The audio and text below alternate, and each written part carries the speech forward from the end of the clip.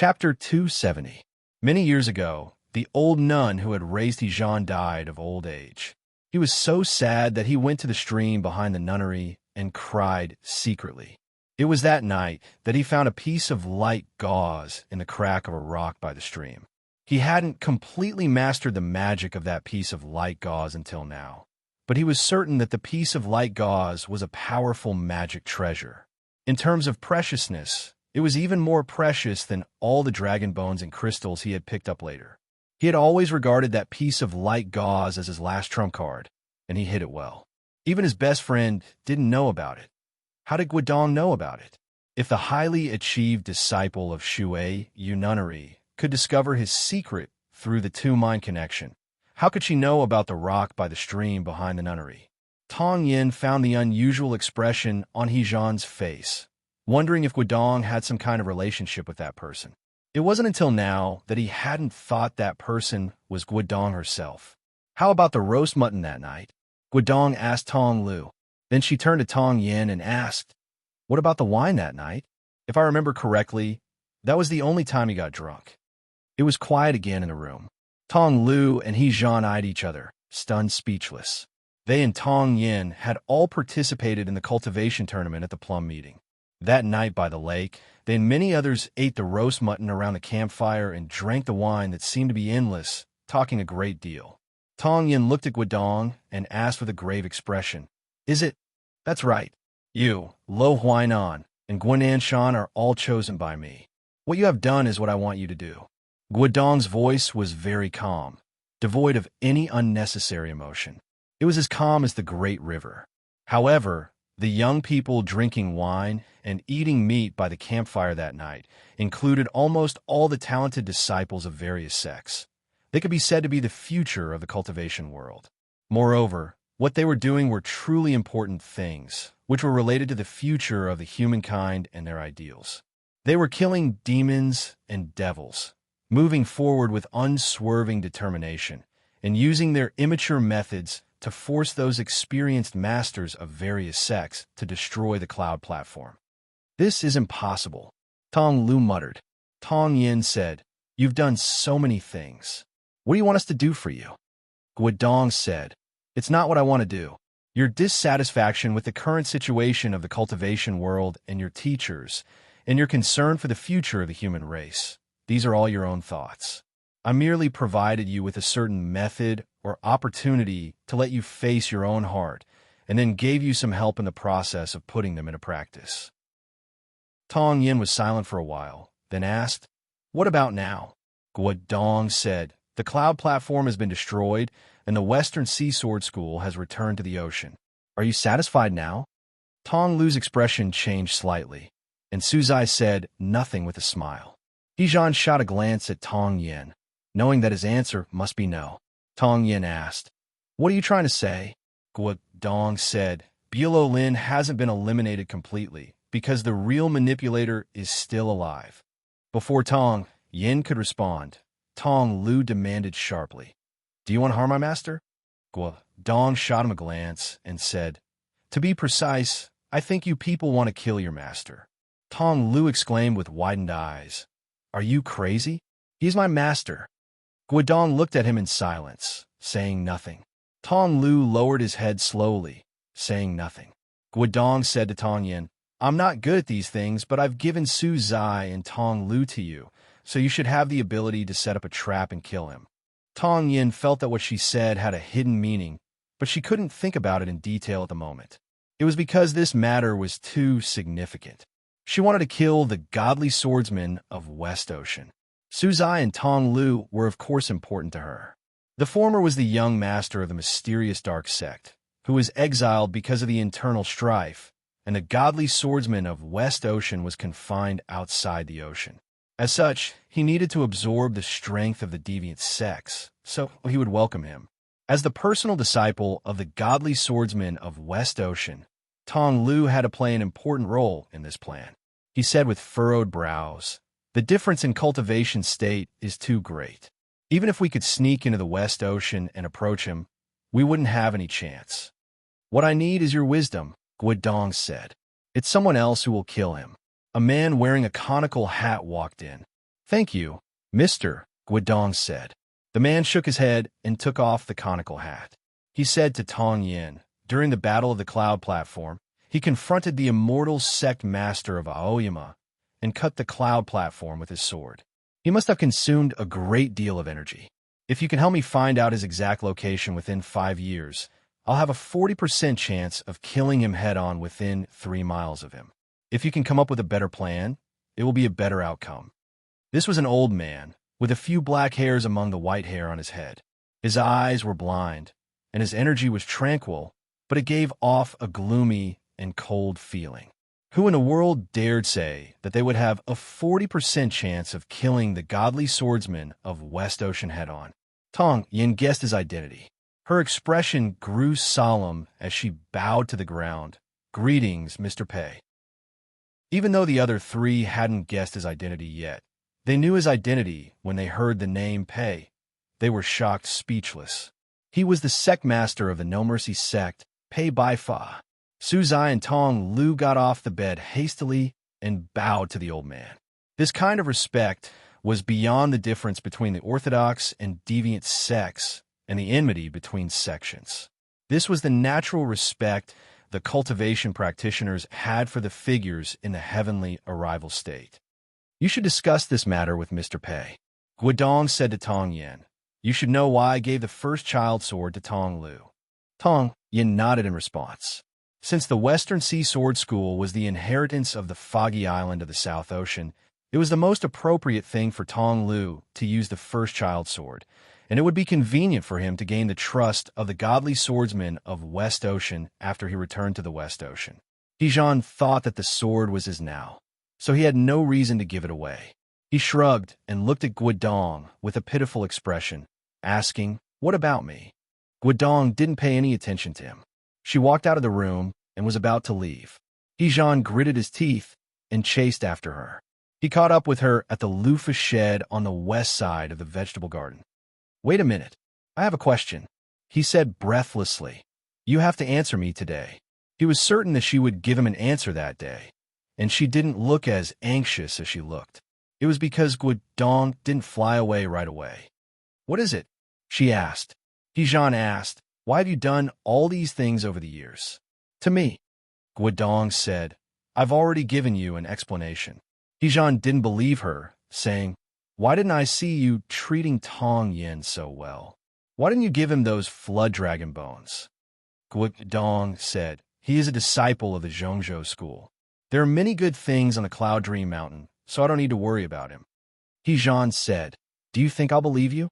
Guodong said, it has nothing to do with me. Dijon said, if you're my mother, what I think has something to do with you. It was the beginning of summer in the late spring, and the loofah wasn't fully ripe yet, but it was the best season for it to grow. The loofah hung on the vine, swaying slightly as it was blown by the wind. It looked like an object made of green jade, about to drip green. The gentle wind passed through the gourd vines, bringing the cool intent in the shadows to Dijon's and Guodong's faces. It was quiet in the loofah shed, devoid of any sound. It was probably because the question came too abruptly and unexpectedly, catching them off guard. Dijon also thought this question was absurd. Guodong thought it was absurd to an extreme degree, saying earnestly, of course not. Dijon had never thought that she was his mother because she was still young. But for some reason, he felt a bit disappointed when he heard the answer. Seeing the change of expression on his face, Guodong said, your mother is my younger sister. Chapter 271. Guodong said, I didn't tell you because I didn't want you to act recklessly in the outside world by relying on my reputation. It looks like it's inappropriate to keep it a secret from you, which makes you have such a ridiculous idea. I'll make it clear to you today that you are the disciple of Shui Yu Nunnery, not a free-traveling practitioner. If any sect wants to take you as their disciple in the future, you can just beat them away. Dijon had gradually recovered from the initial shock. Hearing this, he felt a bit upset, wondering what she meant by don't act recklessly in the outside world by relying on your reputation.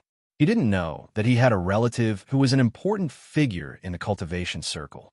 More importantly, he still didn't know who this aunt of his was until now. At the moment, he wanted to know something. As he was about to ask, he was stopped by Guidong. Don't ask me about your parents. It's because I don't want to think about it, and I don't want to talk about it. At least for now. I gave you to Junior Master Lanchi to raise after you were born. You can treat her as your mother. The Lanchi nun was a famous and highly achieved practitioner of the previous generation in Shuai nunnery, but she suddenly disappeared a few decades ago. It turned out that she went to raise a child. Thinking of the old nun who had taught and raised him, Hejan felt warm in his heart, so he didn't ask any more questions.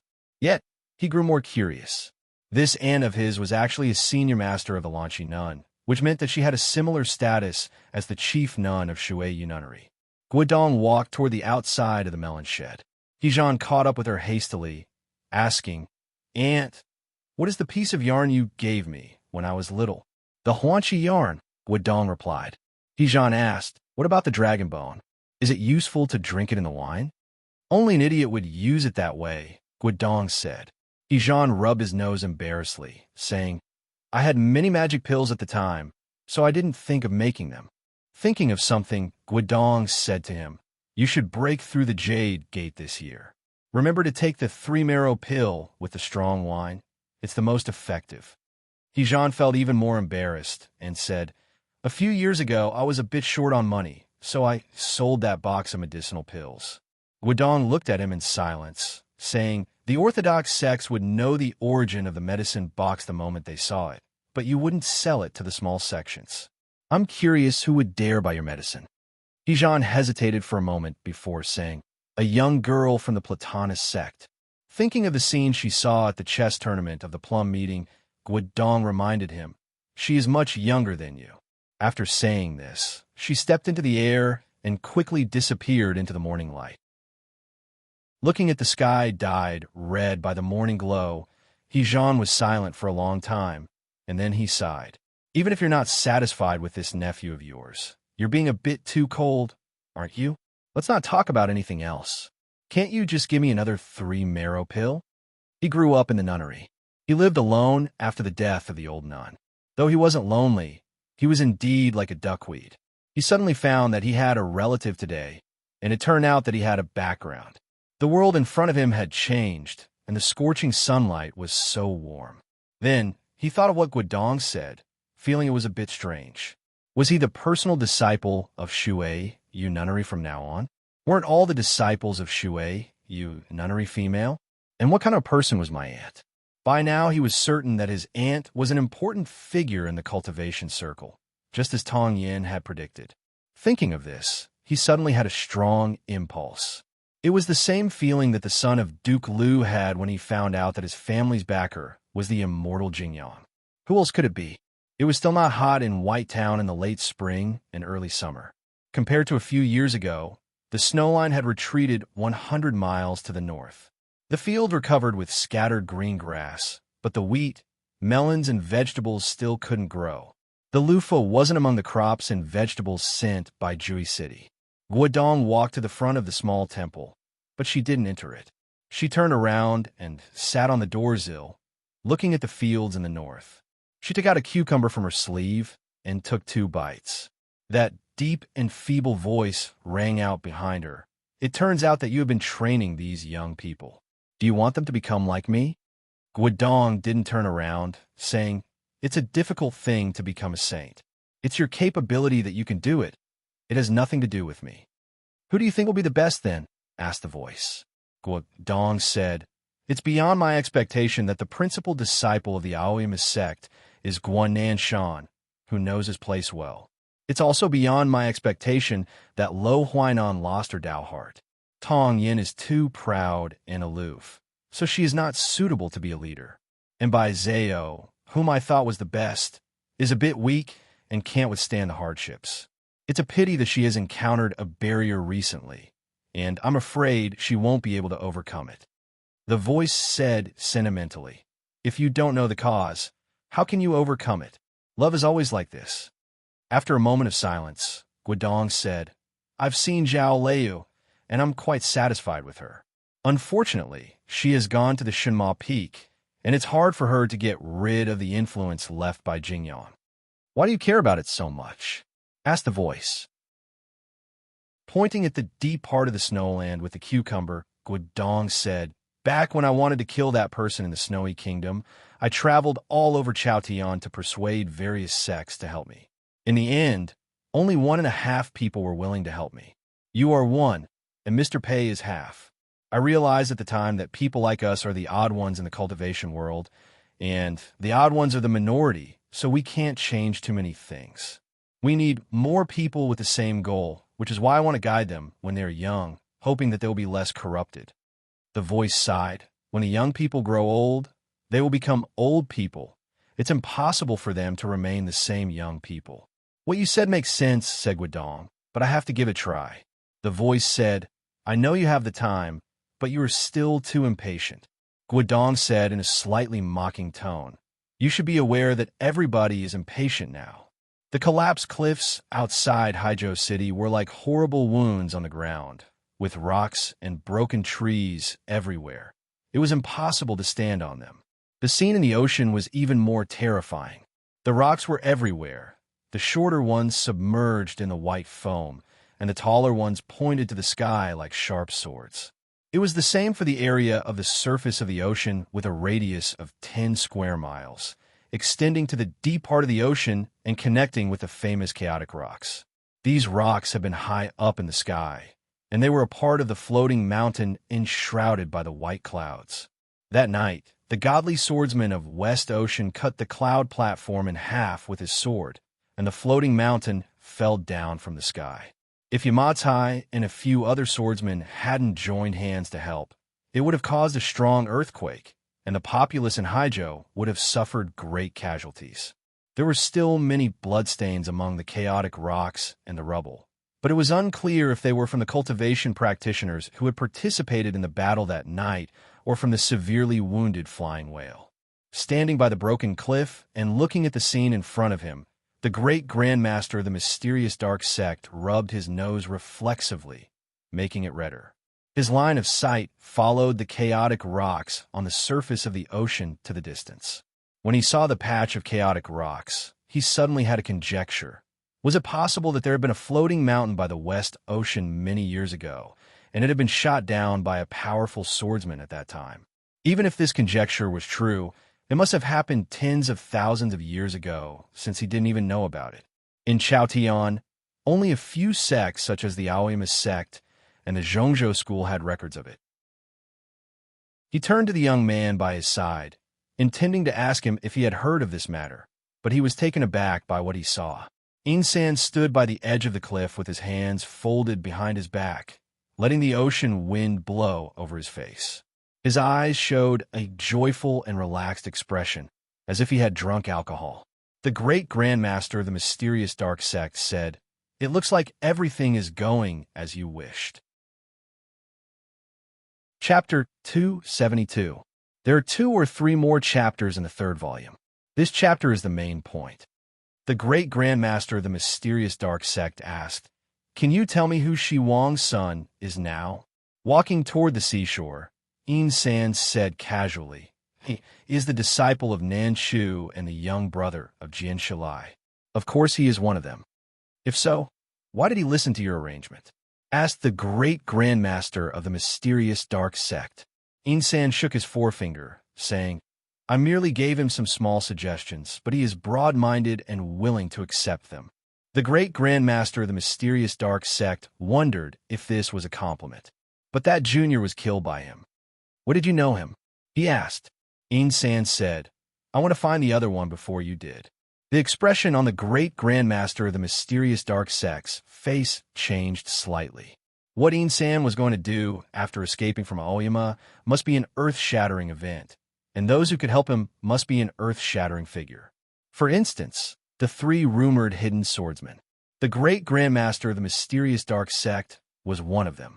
He was fully aware that the grandson of the former king, living in a turtle shell near Ozawa, had an ordinary cultivation state. The truly formidable one was the godly swordsman of the heavenly arrival state on the foggy island in the South Ocean. That godly swordsman of the heavenly arrival state had successfully plotted against the Grandmaster of Insan. Though it was a sneak attack during the critical moment of the Immortal's ascension, it was still something that the great grandmaster of the mysterious dark sect didn't want to do. You went to the South Ocean as soon as you escaped from Aoyama? The great grandmaster of the mysterious dark sect estimated that this young man had just started his cultivation. He couldn't help but admire him, wondering if this young man would be killed by the people on the foggy island, even if he didn't care about the dangerous ocean currents. Though it was not easy for the people on the foggy island to escape, what had happened later proved that they could do it. Insan said, "The ocean waves there are much higher than here, and the fog is really thick." It wasn't easy to convince that suspicious old guy. The great grandmaster of the mysterious dark sect said, "But he managed to send one of his disciples out and let you bring him back to Chaotian." "That's right," Insan said. "I parted ways with him after I got back to Chaotian, and he went to find Jian Shilai." Though he said it casually, the great grandmaster of the mysterious dark sect knew it wasn't the case. Shi Wang's son wanted to take the old ones from his big brother, and then hand it over to him. The grandmaster of the mysterious sect shook his head with a smile when he thought of the Dace Devil Inn. The Dace Shi Wang devils. He of the devil, the grandmaster of the dark sect. Insen also laughed. "Grandmaster," Insen couldn't help but son. "Grandmaster," he said. The great grandmaster of the mysterious dark sect said grumpily, "Who in this world is qualified to say the word grandmaster in front of you?" Insan said seriously, "I didn't do anything. It's just that he and his big brother are both stubborn and want to prove to the world that the Foggy Island is still the best swordsmanship in the world, even if they don't learn the sword style of Aoyama. They don't want to let go of a traitor like Lu Shursui of Aoyama, so they spend a lot of effort to train him." The great grandmaster of the mysterious dark sect said, "In their eyes, you have been imprisoned by the Aoyama sect for hundreds of years. Now that you are free, you will try your best to take revenge. That's why they trust you." Insen said calmly, "You have to admit that this logic does sound reasonable." The great grandmaster of the mysterious dark sect laughed out loud, almost crying. "What two idiots? That's your Aoyama." Insen looked at him in silence and said, "Yes, that's my Aoyama." His Aoyama was the brightest and the most powerful in the world. All the enemies of Aoyama should die, like the Western Sea Sword School. The great grandmaster of the mysterious dark sect stopped laughing and said while staring at him coldly, "Bilo Lin is also yours." Looking at the surface of the ocean, Insan said, "To open a path to heaven, one has to hold the sharpest knife." The seawater splashed onto the rocks, turning into countless snow-like foam, as if they would dissipate in the ocean wind. After a moment of silence, the great grandmaster of the mysterious dark sect said, "I've rarely admired anybody in my life. Your young brother is one, Lien Sanyue is another, Chao Yuan is half, and the former emperor is half. But it looks like you're the most powerful one." Insan said, "Back when I was locked in the sword jail by my two evil disciples in Jingyang, Bilo Lin became an object without a master. Unexpectedly, the descendants of the old devil of the South Ocean obtained it." The great grandmaster of the mysterious dark sect remarked, "It turns out that all this is for you to take back Bilo Lin." Insen shrugged and said, "What else can I do? I'm so weak right now. I can't defeat him even if I help you." Thinking of the sword light that night, the great grandmaster of the mysterious dark sect said while shaking his head, "He's in his best condition. I'm not his equal. He's the godly swordsman," Insan said with a smile. Though what he said was true, the great grandmaster of the mysterious dark sect felt that Jingjiu's smile was careless and even mocking. "But now that Bilo Lin is in such a state, what's the use of taking it back?" said the great grandmaster of the mysterious dark sect while looking at the broken beams floating in the ocean and the broken walls surrounded by the foam. The cloud platform had fallen into the ocean. The orthodox cultivation sects wouldn't leave just like that. They conducted a thorough search in the following days and even sent out the divine guardian animals of a few sections. All the important materials and magic treasures had been cleared out. Insan said, "Bilo Lin isn't a place, but a group of people. Many of those people have died," said the great grandmaster of the mysterious dark sect. Insan shook his head and said, "What does it matter if those small fries are all dead? Do I still have to rely on Bulow Lin to earn money? Jian Shilai didn't figure it out and spent 100 years expanding incessantly. How foolish of him. The great grandmaster of the mysterious dark sect understood what he meant. The cultivation world was not the human world. Though it was common to win with numbers, one could only rely on the truly powerful swordsman when it came to truly important matters. Bulow Lin certainly had the truly powerful swordsman, and the operation of the orthodox cultivation sects didn't affect them at all. It was because they had hidden themselves so well that Lu Shui couldn't reach them. But the relationship between those swordsmen and Bulow Lin was more of a cooperative one, helping each other to solve problems. They were like visiting professors, and even Jian Shilai might not be able to control them completely. So what was Ensign going to do? Ensign walked to the side of the giant reef facing the sea and stroked its wet surface with his palm. The great grandmaster of the mysterious dark sect frowned slightly. He had already checked it with his spiritual awareness and confirmed that this giant reef was just a rock in the cloud platform, and there was nothing unusual about it. If even he couldn't tell, then none of the orthodox cultivation practitioners a few days ago should have been able to either. Ensign gently pressed his finger on a certain spot and then moved it to another spot. His movements were very natural and smooth, as if he was very familiar with them. After doing this more than 10 times, he seemed to have drawn a picture on the surface of the reef. Chapter 273. Ensign did not hide it from the great ancestor of the mysterious dark sect. He opened the box in front of him. Inside the box was a jade booklet with some names written on it. After who knew how many years had passed, those names were still bright red, because they weren't written with cinnabar, but with essence blood. The expression of the great grandmaster of the mysterious dark sect changed slightly. These names that were left on the jade book with their blood essence were naturally not the guests of Bulow Lin, but the official members. Jian Shilai did not have the jade book. Even if he knew these names, he could not use them. Who were these people? Shilai Peak, Aoyama. Several disciples found it hard to suppress their excitement. They were not in the mood to sort out the files, and looked at the sky outside the peak from time to time. The senior brothers who had gone to the West Ocean were about to return. How could they not be excited when they thought about the news that would shock the entire continent? The leader of Shilai Peak, Fong Jingtian, sat in the highest chair, holding a teapot and looking at these scenes with a smile. He was not angry, and his silver eyebrows fluttered in the wind, looking very relaxed, just like an ordinary rich man in the countryside. 10 miles away from Shui Nunnery, the Kasaya slowly floated up from the dark pit, swaying gently in the wind. Then it dispersed into countless scriptures suffused with golden light and returned to the bodies of the monks. The righteous sects encircling and annihilating Bulow Lin was a major event in the cultivation world, so they naturally had to be fully prepared. Before the Aoyama sect brought Ozawa and other sects to the West Sea, the abbot of the Guoqing Temple and the head of justice, Master Duhai, brought 18 ascetic monks to this place to suppress the aura of the underworld. Today, it was finally time for them to leave. The abbot of the Guoqing Temple put his palms together and bowed to the palanquin in the sky, softly chanting the name of Buddha. The cold mountain. Hiwei, the leader of Kunlun, had been standing outside the gorge for several days. Not far away, there was still some ash left. It was Song Qinji's body.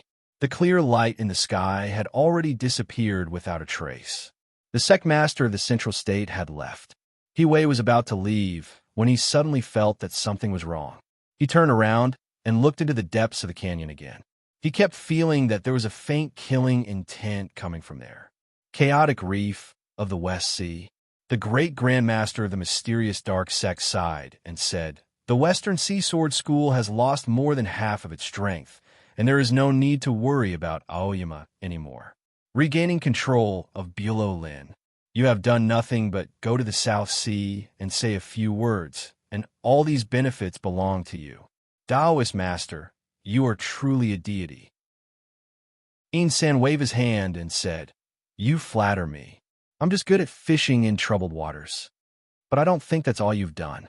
The great grandmaster of the mysterious dark sect looked at him and said with a spurious smile, Shi Sun has his reasons for valuing Lu Shui.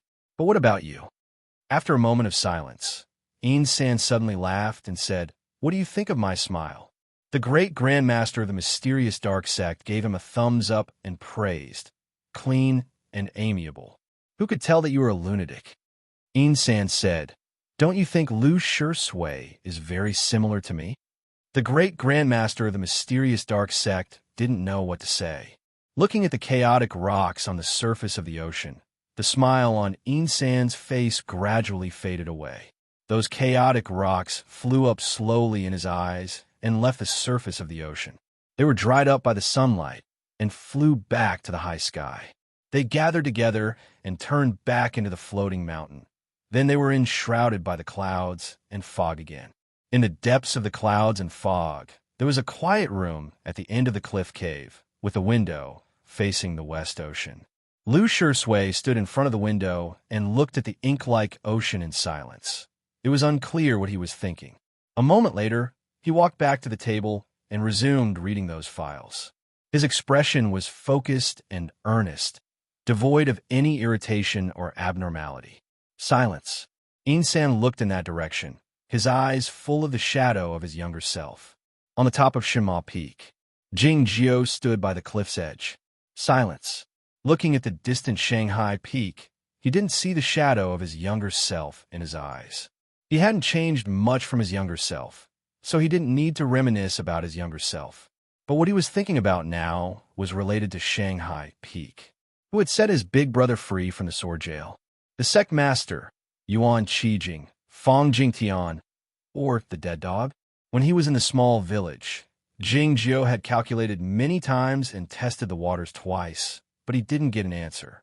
It was because the results of the tests were good, but those answers were not valid. Shi Sun suddenly appeared at the West Ocean after his big brother escaped from Aoyama. Was there any connection between these two events? Jing Jiao suddenly thought of the Dace Devil at the bottom of the muddy river, and the expression in his eyes grew sharp. It was true that he had thought of this issue before. If Bulo Lin had colluded with the underworld, why did the third disciple of the underworld master kill Wei Chunzi of the Zhongzhou school to silence him? It turned out that it was his big brother. Lu Shui joined Bulo Lin. Bulo Lin assassinated Zhao Leiyu. The motive and evidence to eliminate Bulo Lin were enough. Yet his big brother probably didn't expect Luo Huainan to die, which was equivalent to adding more fuel to the fire. Why did his big brother do all these things? It was not because he wanted to restore peace to the world. Yes, his big brother didn't like the old guy on the foggy island in the South Ocean, and he had wanted to kill him a long time ago, but he didn't have a way to do so. As such, he had a good reason to deal with the Western Sea Sword School. What other reason did he have? Was it because he thought Lu Shui was too similar to himself, so he decided to help him? Jing Jiao stopped thinking about these issues. He didn't know who would benefit the most from this event. All he knew was that the muddier the water was, the easier it was to take advantage of the situation, and the more likely it was that something would go wrong. Hence, he would never go into the water under such circumstances. There was no harm if there was no benefit. It was good that nothing happened to Aoyama. It was the same statement he had made during the cultivation tournament of the Plum meeting. He was willing to spend time and energy thinking about these things, not because of his sense of responsibility or obligation, but because of a simple reason. This was his Aoyama. Zhao Leiyu, Gu Qing, and Yuan Chu walked to his side, looking at the outside of the peak. 200 sword lights illuminated the sky, and soon arrived among the 9 peaks. The disciples of Aoyama had returned to the mountain. The operation against Bulo Lin had come to an end. Gu Qing said softly, "According to the news, Lu Shui didn't come back with them, and nobody knows where he is." Jing Jiao didn't respond to her words, but reached out his right hand. Zhao Leiyu called out the thoughtless sword. Jing Jiao put 2 fingers together on his right hand and made a sword instruction.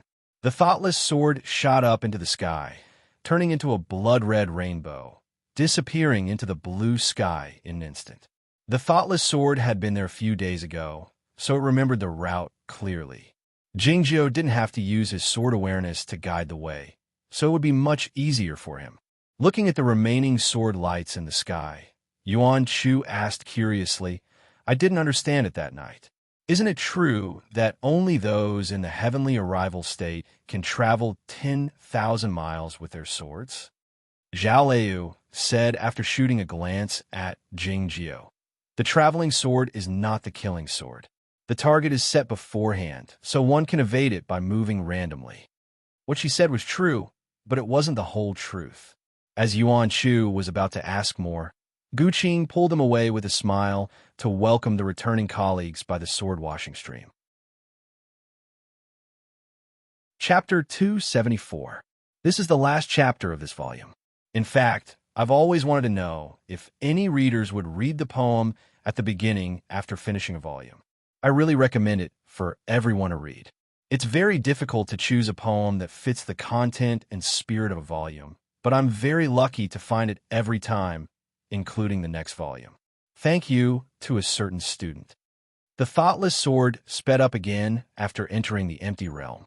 It entered the thunder region twice to be baptized by the thunderstorm and replenished its spiritual energy. On the evening of the second day, it arrived at the deep part of the sea. The huge whirlpool kept swallowing the seawater as it had done in the past years, but the sound it made wasn't very violent. Instead, it was gentle and pleasant. No wonder it was called the secret realm of Singing Spring. The fog enveloping the islands was still so thick that even the fish couldn't get in and out. No one knew how the boy and Shi Wang's son left. The giant sat cross-legged in the sea, holding the 10,000-year-old tree in his left hand and supporting his head with his right hand. His eyelids were drooping. He was very sleepy, but he still looked at the fog from time to time. The thoughtless sword fell from the sky and flew in front of his eyes. Shaking its tail, it drew a few circles in the air and then stopped. The giant's eyes were full of joy. He reached out his finger and touched the thoughtless sword carefully. His movement was so precise that the thoughtless sword didn't fly away. The thoughtless sword flew away with a swoosh. Looking at the direction where the sword disappeared, the giant waved his hand. A gust of wind rose in the sky. The giant took back his hand and yawned while covering his mouth. Looking down at the islands in the fog, a simple and honest smile appeared on his face. He stood up and walked to the huge whirlpool hundreds of miles away in the north, throwing the 10,000-year-old tree into it. He shouted towards the west, then turned around and walked towards the distant foreign continent in the east. The next morning, the first hurricane of this summer came to Penglai Island. When the boatmen and sailors were a bit nervous, they suddenly heard a faint roar in the wind. They couldn't help but shout with ecstasy. The sea god sent a message. They could set sail. Thousands of treasure ships and divine ships left the shore and sailed toward the deep part of the sea, leaving countless beautiful traces on the blue sea. The blue lake reflected the sunlight like a mirror. The sunlight gradually dispersed. The water broke. A boat with black awnings sailed by slowly. Suddenly, raindrops fell on the surface of the lake, creating countless ripples. This was the misty rain lake of Shangzhou City. The scenery here was excellent, and it was the most popular place for tourists from other places besides Jiaxing Lu. Lu Shui sat at the bow of the boat, holding a bamboo fishing rod in his hand. Xiao He sat across from him, sewing something with a needle and thread in her hand. For a long time, no fish took the bait. The light rain created small bubbles on the surface of the water, which looked like the bubbles of fish, which was even more annoying. Lu Shui had a good temper. His expression was calm, and there was not a trace of impatience. Seeing that he wasn't paying attention to her, Xiao He rolled her eyes slightly and blew at the surface of the lake quietly. In the past, when she was in Haizhou City and on the run, she had always been very dignified and quiet in front of Lu Shui. Because of this small action, her whole body became lively, very attractive. The fishing line trembled slightly and straightened instantly. Lu Shui was a little surprised. He pulled up the fishing rod and found that it was a koi.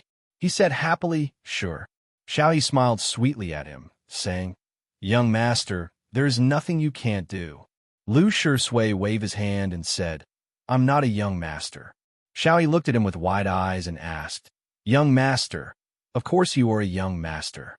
Lu Shui said seriously. Only someone like my young master is a young master. Hearing this, Xiao He suddenly felt a bit of pain and coldness on her shoulder.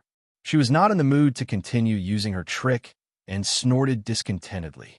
Lu Shui didn't understand why her mood was so bad all of a sudden, wondering if it had something to do with the rain. The rain suddenly stopped. The midsummer weather was indeed like a girl's mood. The sunlight suddenly became more intense, and steam came out of the lake, making it very hot. Even though cultivation practitioners didn't fear the cold or the heat, they would still feel uncomfortable. Besides, the storm had calmed down, so it was time to leave. Lu Shui untied the koi and threw it back into the lake, saying, "Let's go."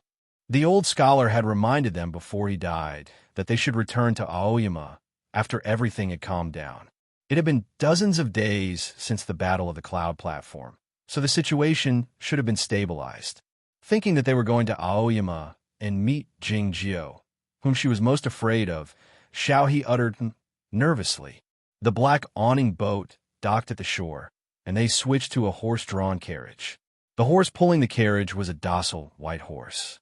The carriage traveled southward from Shangzhou City at a moderate pace. Lu Shui didn't choose to ride the sword because it would be too conspicuous. The cloud platform had been destroyed, but many assassins in Lin had survived. Those assassins must have wanted to kill him.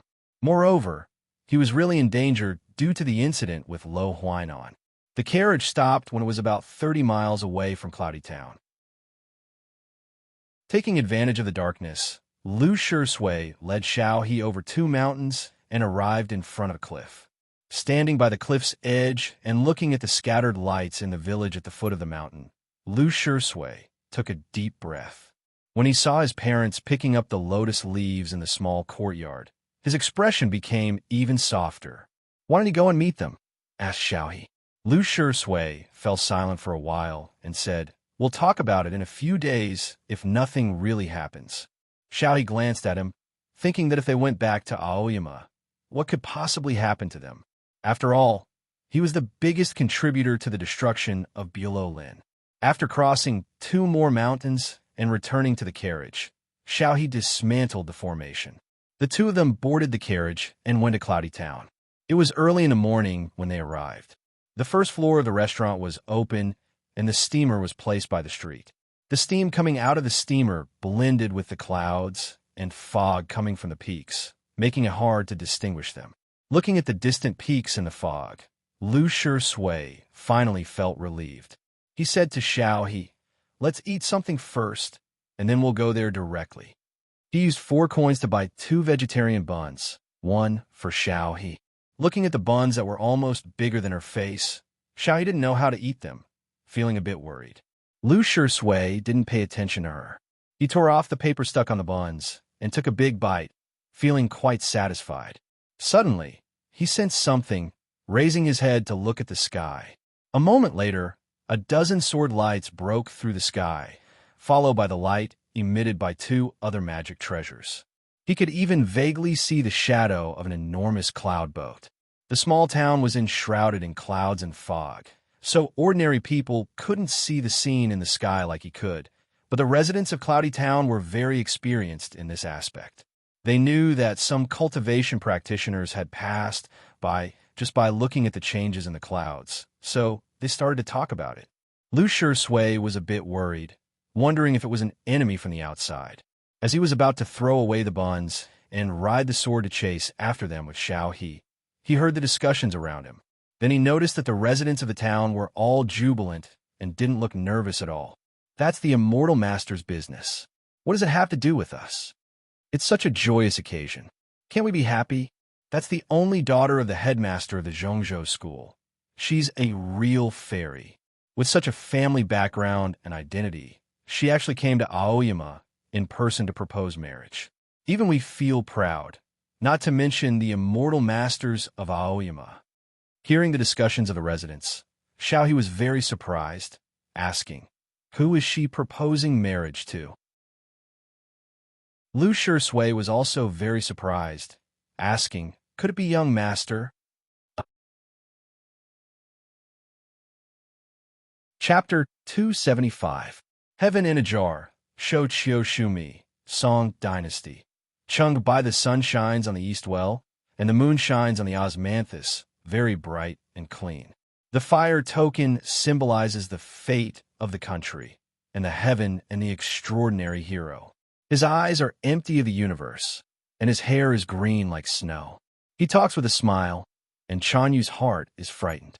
He is rich and noble in the human world, and the 5 lakes and rivers are vast. Who sends his heart to the left, and must repay the meritorious deeds of man and Qilin. So what? The fairy book of longevity is already in the Golden Gate. The central plain is vast, and the government must be transferred. The mist half covered the peaks, and the beautiful water of Aoyama was full of beautiful scenery.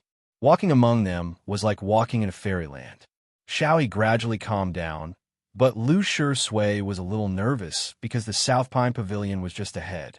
Among the cliffs, there were many external disciples sitting cross-legged under the green pines, and white mist could be seen rising from time to time. Looking at this familiar scene, he naturally thought of the things that happened many years ago. At that time, he also practiced hard under these green pines every day, and then went to the small courtyard far away from the noisy stream to make his bed and pour tea. Thinking of those things, a sincere and nostalgic smile appeared on his face. There was no one on duty at the mountain gate. It was not until they arrived at the South Pine Pavilion that a caretaker stopped them and asked why they were here. Lu Shui told him his name, and the caretaker was shocked and speechless for a long time. His right hand subconsciously grasped the hilt of his sword. After a while, the caretaker came to his senses and realized that he had lost his composure, so he hurriedly informed the immortal master in the South Pine Pavilion. The immortal master was also shocked and did not know what to say to Lu Shui, so he hurriedly sent him to the inner gate. When they came to the stream of sword washing, the noon sun fell on the water, reflecting countless gold coins. Looking at this familiar scene, Lu Shui thought of many things again. Several young disciples were washing their swords by the stream, and they should have just gotten their flying swords from Xingyan Peak. From their expressions and movements, it could be seen that they cherished them very much. The immortal master of the South Pine Pavilion brought Lu Shui and Xiao He here and handed them over to the masters of the sword-washing pavilion. Hearing the discussion, a few young disciples by the stream turned around and looked at Lu Shui. Guessing his identity, they opened their mouths in shock. The news spread quickly, and more disciples rushed over from the sword-washing pavilion and the opposite cliff. They looked at Lu Shui from a distance of over 30 meters away. They didn't dare to approach him, nor did they dare to discuss him in a low voice. They seemed to be extremely curious, yet faintly fearful. In the story that they knew, Lu Shui was a traitor of Aoyama.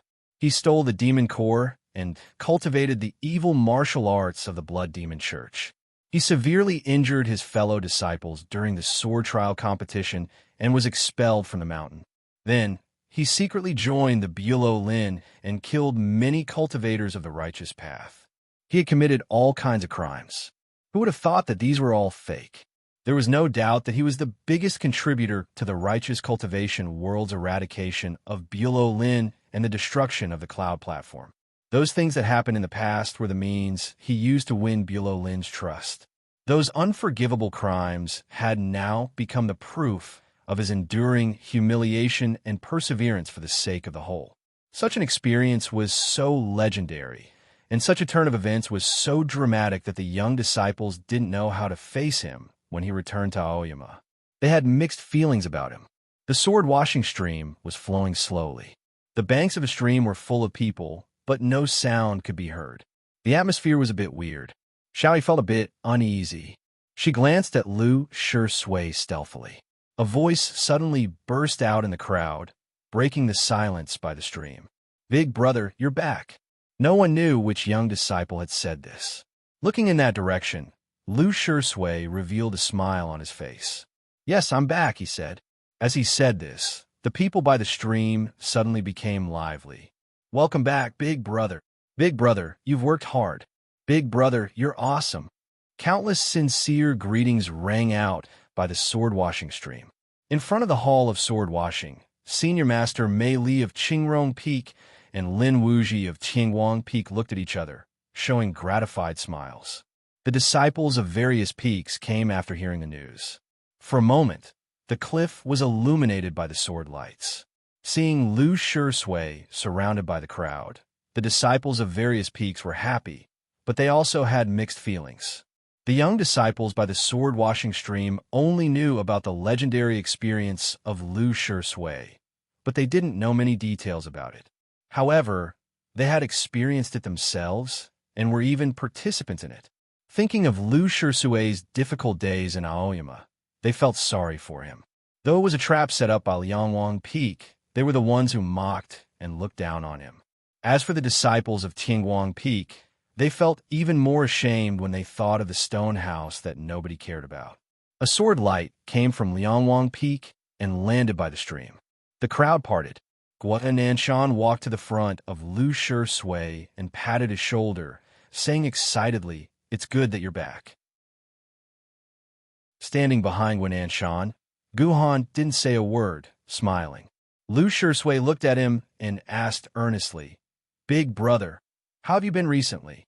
"Very well," Guhan replied earnestly. Lu Shui looked at Ma Hua and said with a smile, "Big brother, you're still as fat as before." Hearing this, Ma Hua's smile was so wide that his eyes looked like the slits on a steamed bun. But if one could see the bottom of his eyes through the slits, one would find that his smile was a bit forced. Lu Shui turned to Jian Ruyun and said, "Greetings, fourth big brother. Let's go back to the peak first. We have something to discuss, and then we'll visit the immortal sect master," Jian Ruyun said lightly. Jian Ruyun said nonchalantly. Then he took a look at Xiao He and furrowed his brows, revealing a disgusted expression. Lu Shui didn't notice Jian Ruyun's expression. He was a bit surprised to hear Jian Ruyun's words, but he was about to respond to Jian Ruyun when a voice came from outside the crowd. The voice was very soft, like the wind blowing over the surface of the stream, causing some ripples. "Big brothers, can I have a word with cultivationist Lu?"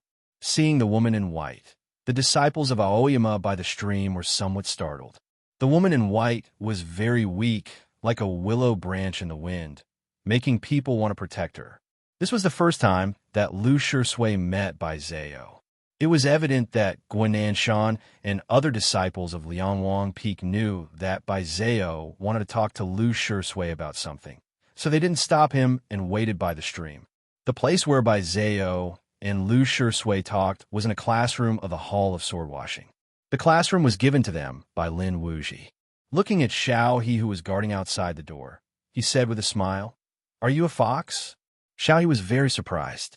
She didn't know that Lin Wuji was the personal disciple of the immortal sect master of Aoyama. She thought that the Aoyama sect was really unfathomable, that a random teacher could see through her identity. She asked anxiously, "The Aoyama sect doesn't like the demon race." Lin Wuji said with a smile, "I'm a teacher. I don't care about this. But some guys are out of their minds, so they might have a problem with it." Xiao He asked nervously, "Then what should we do?" Lin Wuji asked, "Are you young brother Lu's?" Xiao He hesitated for a while, and then she plucked up her courage and said in a low voice, "Concubine?" Lin Wuji said without hesitation, "No." Xiao He was very disappointed, thinking that he didn't care about this. Lin Wuji said, "The Aoyama sect is an orthodox sect. How can a disciple take a concubine?" Xiao He realized what he meant. She opened her eyes wide and asked innocently, "Then what should I do?" Lin Wuji praised, "What a vixen!" Xiao He felt wronged and said, "The immortal master just wanted to make fun of me." Lin Wuji laughed and said, "Since you two like each other, you can become cultivation companions. Why do you have to ask me?" Xiao He sighed and said, "I'm afraid that the rules of your sect are strict, and the master won't allow it." Lin Wuji said, "There is no such rule in the sect. As for the master, young brother Lu's former master must be too ashamed to care about him now, so he should be fine." Chapter 276. There was no pressing heat in Aoyama, and the wind blowing from the stream was very refreshing. Bai Zhao stood by the window and looked at Lu Shui in silence. Lu Shui thought, how could such a delicate expression and calm eyes be concentrated on one person? Then he thought of the rumor he heard in Cloudy Town and murmured to himself, "Is this my future mistress?" Thinking of this, he became a bit reserved and asked, "May I know what you want from me?" Bai Zhao was also very curious about him. More than 10 years ago, when Guinan Shan and other disciples of Liangwang Peak proposed this candidate, she was very puzzled. She didn't understand why they valued this young man who had just joined Aoyama's sect and believed that he could accomplish such a difficult task. However, what happened later proved that Guinan Shan and others were right. Lu Shui successfully deceived the whole world, entered Bulo Lin, and obtained the most crucial evidence. Another thing happened during this process. Lu Shui took advantage of this trap to kill her big brother, Lo Huainan. Bai Zhao couldn't figure out what kind of person Lu Shui was. She looked at Lu Shui and said calmly, "I heard that Jingjiu loves you very much. There's a saying that if you hadn't joined us, you would have been the first disciple of Shinma Peak." After a moment of silence, Lu Shui said, "I'm a disciple of Liangwang Peak, but I don't think young master will mind." Bai Zhao said, "I've made it clear to the people of Liangwang Peak about Lo Huainan. I don't think they will ask you any more questions." Lu Shui was a little surprised. He didn't expect that the problem that might have troubled him would be solved so easily.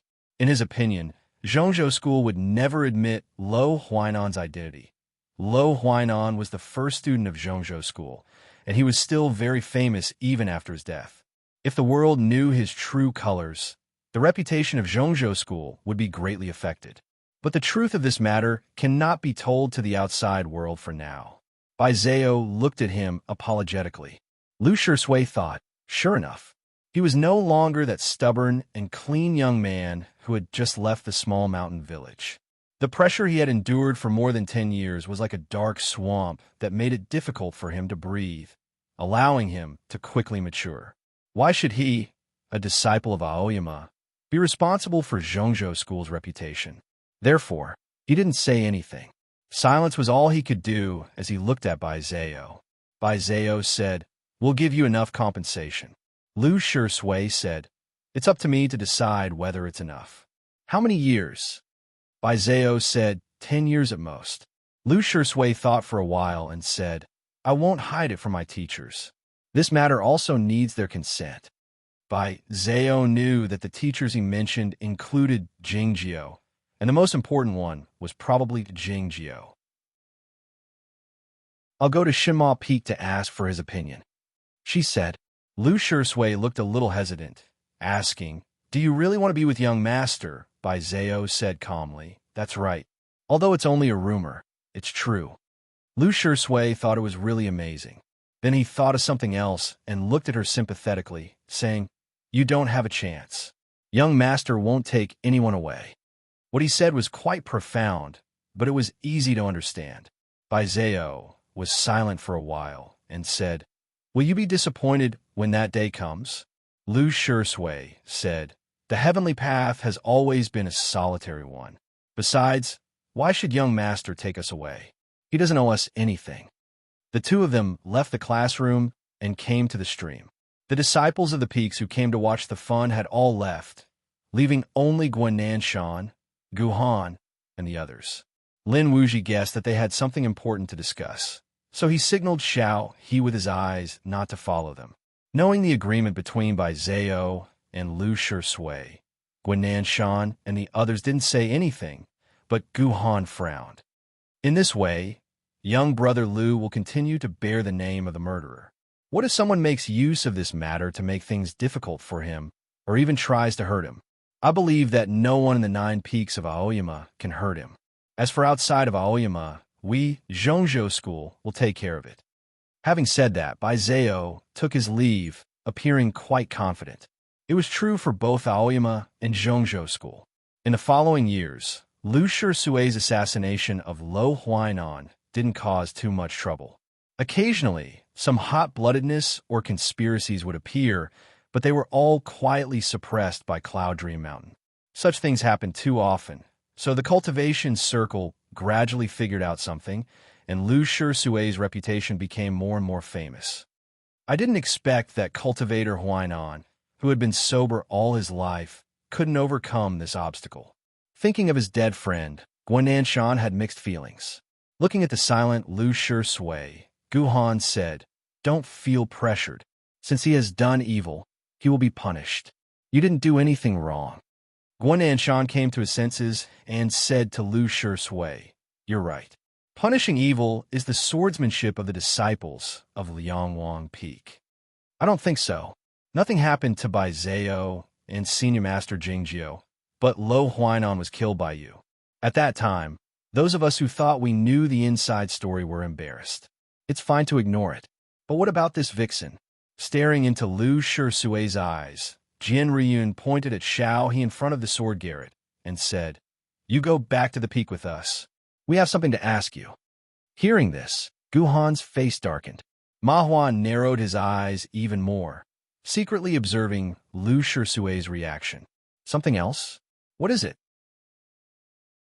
Lu Shui suddenly felt a strong uneasiness, saying without hesitation, "I want to go to Shunma Peak to see my young master first." Guhan was displeased, shouting, "You are a disciple of Liangwang Peak. It's not reasonable for you to go to another peak first. What are you afraid of? I'm here. Who dares to accuse you?" After a moment of silence, Guananshan said, "It's good to see Senior Master Jing first. You haven't seen each other for many years." Then he said with a smile, "You didn't see how angry he was after you left that year." Lu Shui led Xiao He to Shinma Peak. Not riding the sword was a sign of respect, just like what Guananshan had done back then. At the same time, he wanted to spend more time to prepare himself mentally. Xiao He asked, "What kind of person is that immortal master Jingjiu?" Lu Shui said after some thought, "He is very lazy." "And?" asked Xiao He.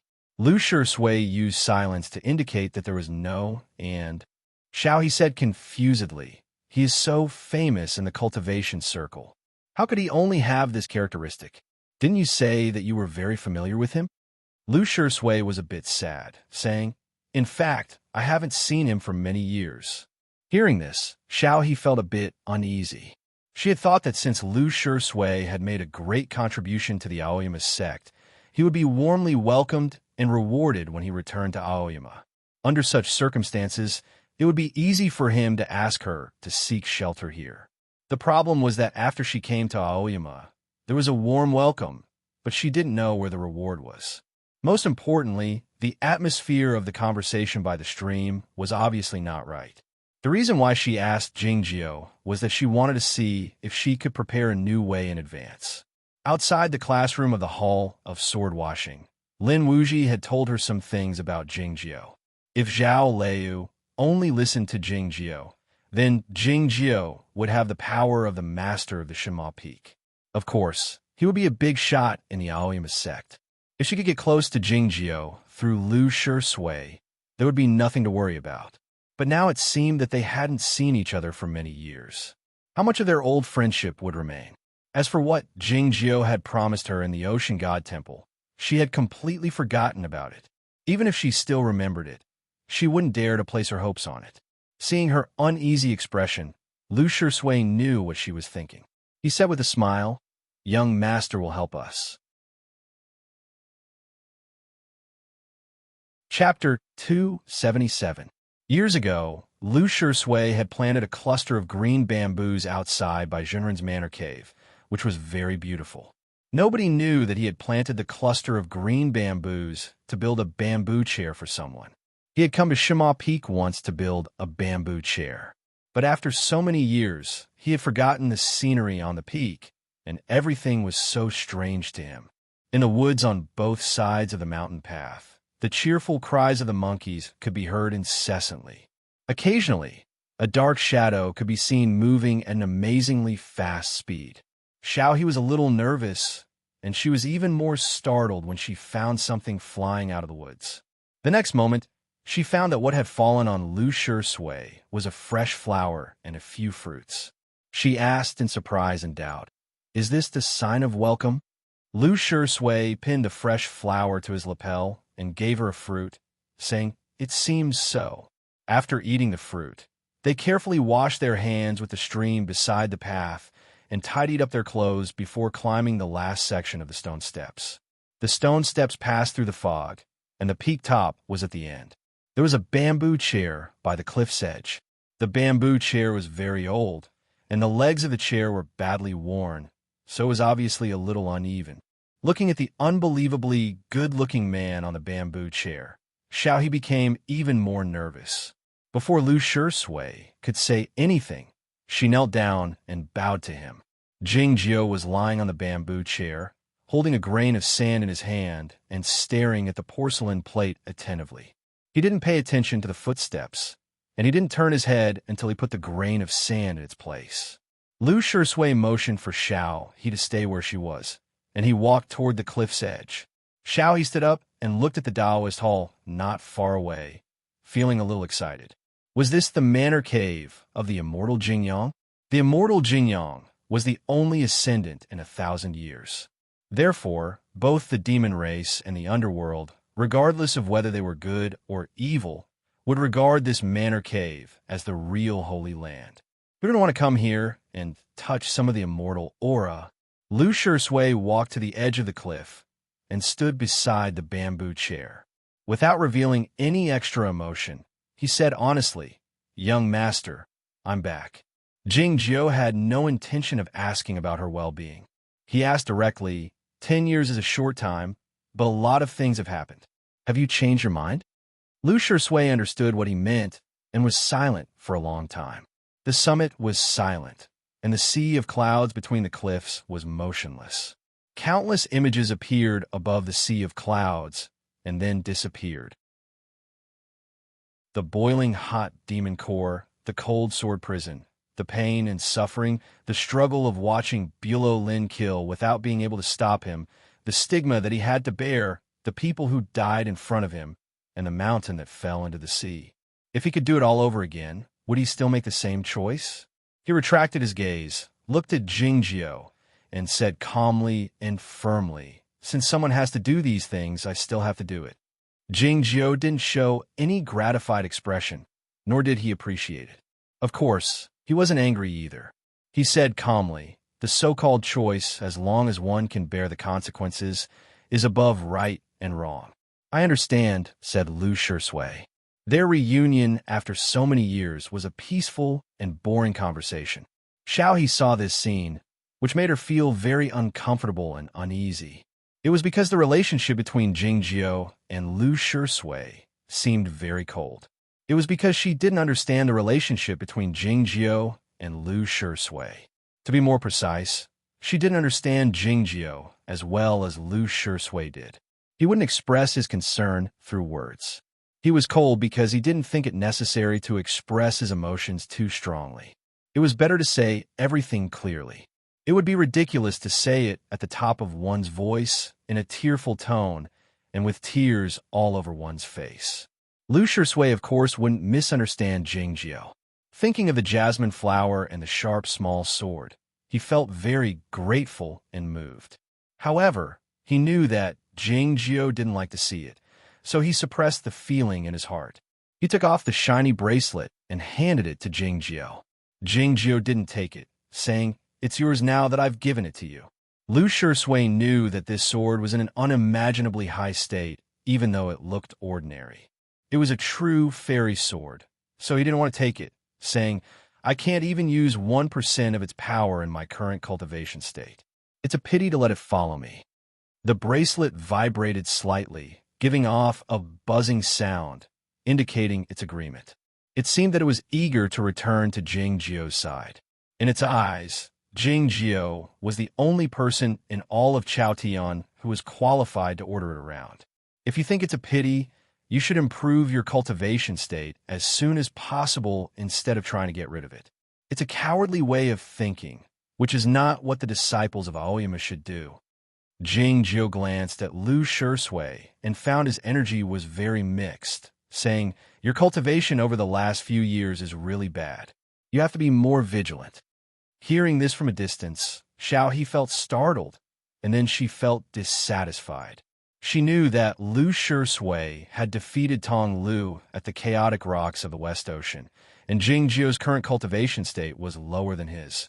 How could he give such an evaluation? I've also found it problematic. Lu Shui didn't know what was on her mind, so he said earnestly, "Young master, please enlighten me." Back when he swallowed the devil pill, he acquired the devil fire and learned the secret methods of the Bloody Demon Church, and he learned the West Ocean sword style from Shiwang's son for a while. But he had learned too many things, and his energy had become too mixed, which could clash with each other and affect his cultivation. Jingjiu asked Lu Shui a few questions about his physical condition, and Lu Shui answered them honestly without concealing anything. Then he brought up some problems he had in cultivation. The answers given by Jingjiu casually brought him many benefits. It felt like he had returned to the small village many years ago. Jingjiu said, "To resolve the mixed energy in your body in the shortest time possible, the simplest way is to live on cloud-traversing peak for a few years." The tempered will of the sword was a dangerous cultivation method, but Lu Shui agreed without a second thought, because his young master wouldn't harm him, and besides, Zhao Liu had done it back then. Thinking of Zhao Liu, Lu Shui wanted to see her. Back when he killed Lo Huainan in Guiyun City, he and Zhao Liu didn't talk to each other from beginning to end, but they had a telepathic connection. The feeling of trust and cooperation between them was truly a good one. "She has something to do." Jingjiu's answer didn't show any sincerity, and anyone could tell that it was a random excuse. Lu Shui had no choice but to take a look at Xiaohe in the distance, saying, "I had planned to let her go to Aoyama with me, but it seems that some big brothers don't like her." Xiaohe was a spy Jingjiu left in Bulolin. She was picked up by Lu Shui. If Lu Shui couldn't resolve this issue, he had no choice but to turn to Jingjiu for help. Jingjiu glanced at Xiaohe and said, "I'll take care of it." Xiaohe suddenly felt a chill run through her body, and she became more and more shocked, wondering why this man was so formidable despite his ordinary cultivation state. Since Jingjiu said he would take care of it, Lu Shui didn't have to worry about it. Suddenly thinking of that rumor, he couldn't hold back his curiosity any longer, asking, "Young master, what are you going to do about that issue?" "What issue?" asked Jingjiu. Lu Shui wanted to say something, but stopped on second thought, saying, "Miss Baizeo of Zhongzhou School has come." Jingjiu thought he had guessed what he was thinking, saying, "She will come here to visit tomorrow, and I have promised to see her. Don't worry, I know the manners of the common people." Lu Shui was speechless, thinking that it wasn't a matter of manners at all. Young master really didn't know anything. Chapter 278. There were some things that one couldn't understand. Even if one gave Jingjiu the rest of his life, he wouldn't be able to learn them, to say nothing of 9 days. Realizing this, Lu Shui didn't intend to help his young master any longer. He was about to leave after finishing the last thing. "It seems that the masters of our sect have something to ask me," he continued while looking at Jingjiu. "Too many things have happened over the years. But I think if they want to ask me something, what should I do even if they don't know the answer yet?" In fact, he wasn't sure if it was about that thing either. He had hidden that thing in his mind for many years. When Big Brother Jianriyun said that, all the uneasiness in his heart gushed out. Jingjiu knew what that thing was, and he was the only one who knew it. He said to Lu Shui, "We'll talk about it when it comes. It's a waste to think about it in advance." Lu Shui thought about it, and found that his young master was as reasonable as before. Without saying anything more, he turned around and left the peak top with Xiaohe. Walking in the dense forest, Xiaohe felt even more flustered when the monkeys suddenly disappeared. She didn't understand what Lu Shui and Jingjiu had talked about and how they were going to settle her down. A small wooden hut appeared by the road in the dense forest among the cliffs 1,000 feet below the peak. Monkeys were squatting on the trees around the wooden hut. They looked like countless heavy fruits, scratching their ears and cheeks, unable to contain their joy. It turned out that they were waiting here to watch the fun. Gu Qing and Yuan Chu were standing in front of the hut, waiting for them. Lu Shui and Xiao He were ushered into the wooden hut. Gu Qing boiled tea in an iron kettle, and Yuan Chu poured the tea into bowls and brought them to the two of them.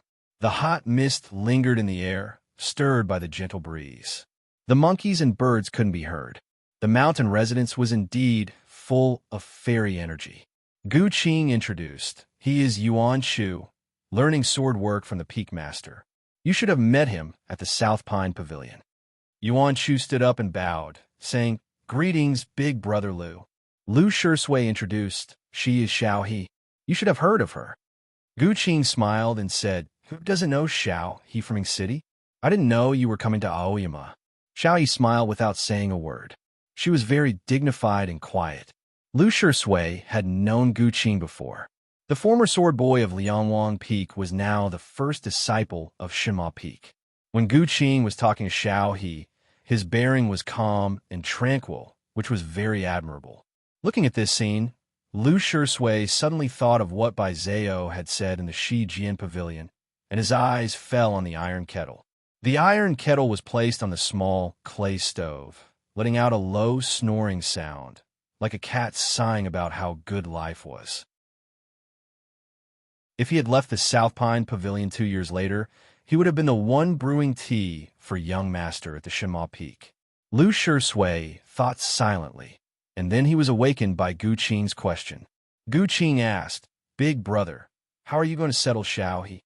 Lu Shui said, "Young master promised to help." Gu Qing said calmly, "That's good. Then I think Xiao He will stay at Shima Peak for a few days." Xiao He glanced at Lu Shui uneasily. After so many years, Lu Shui must have a lot of things to arrange after returning to Aoyama. Moreover, his identity as a disciple of Tianguang Peak and Liangwang Peak meant that he couldn't come to Shima Peak often. She was afraid to stay alone at such a strange Shima Peak, and she might have to face the terrifying immortal master Jing Jiu often. Lu Shui was a bit surprised.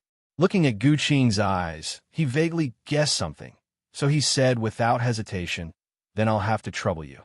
He was very familiar with Gu Qing, and he knew the background of the Gu clan in Aoyama. It must be Gu Qing who gave this suggestion after he had heard some information. After finishing the tea in the bowl, Lu Shui stood up and said goodbye. Ignoring Xiao He's pitiful look, he walked down the peak. The monkeys outside the wooden hut screamed, and then their voices faded away. They must have gone to see him off. Xiao He sat in the chair calmly, as if nothing had happened, and no pitiful look could be seen on her face. Like those monkeys, she knew clearly who she really needed to care about. If she could get hold of Lu Shui, she would be able to get hold of everything. As for the others, she didn't dare provoke the likes of Jing Jiu and Zhao Liu, and Gu Qing and Yuan Chu would most likely be Lu Shui's competitors in the future. So all she needed to do was to treat them politely. If she spent too much effort on them, she might end up making a fool of herself.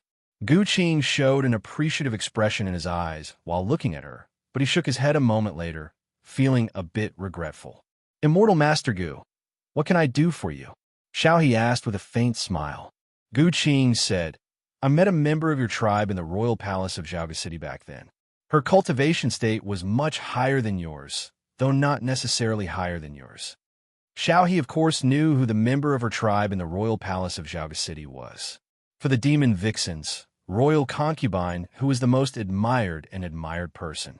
What Gu Qing said seemed to be problematic, but it was actually quite easy to understand, especially for the shrewdest demon vixens.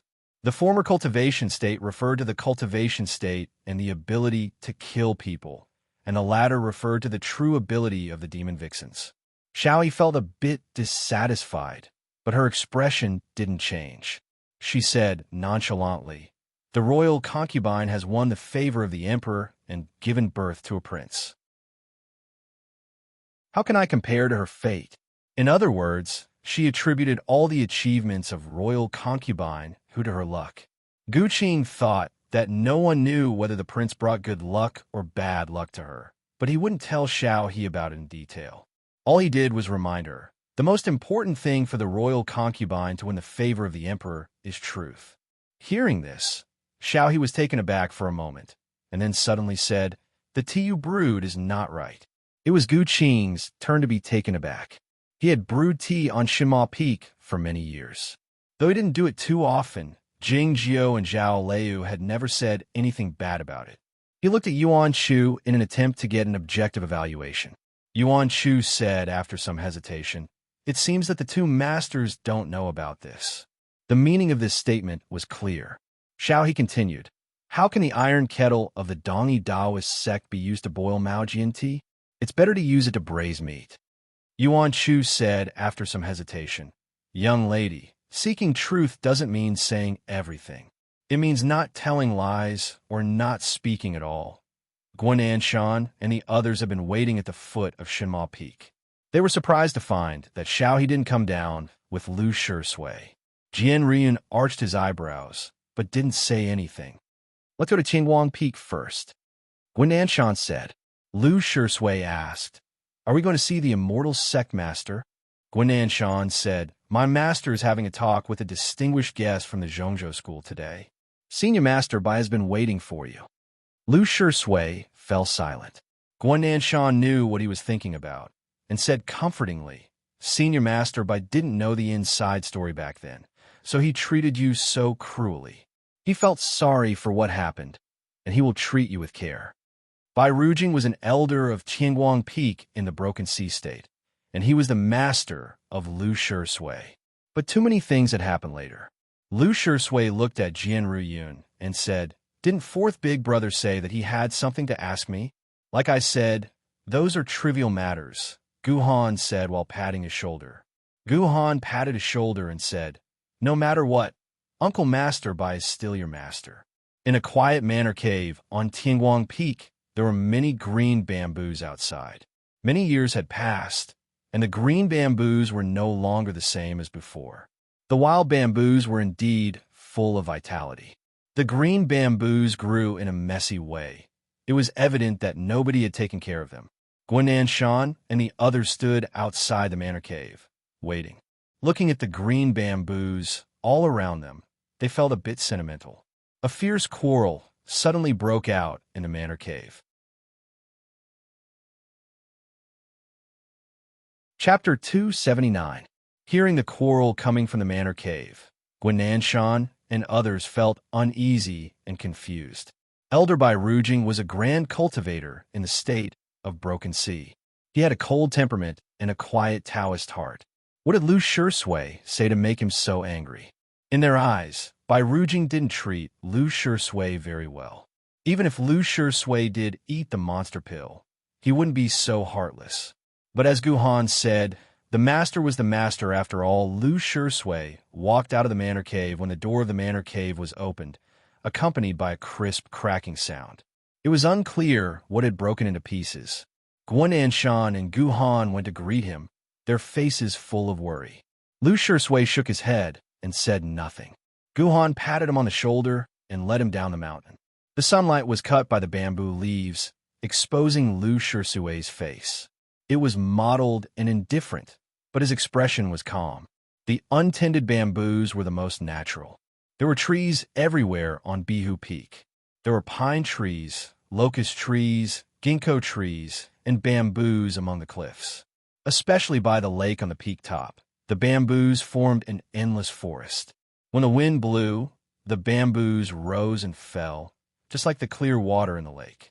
The Taoist hall of Bihu Peak was also in the forest. When the sunlight entered the hall, it became quiet, but the peak master, Chen Yutian, looked even colder. This time, he led the disciples of Aoyama to the cloud platform for the fight, which helped Bihu Peak regain its prestige and respect. But thinking of the news he had just received, he knew that Bihu Peak's position among the 9 peaks was still unstable. A gust of wind could make Bihu Peak collapse. There is a case, and someone wants us to take the lead.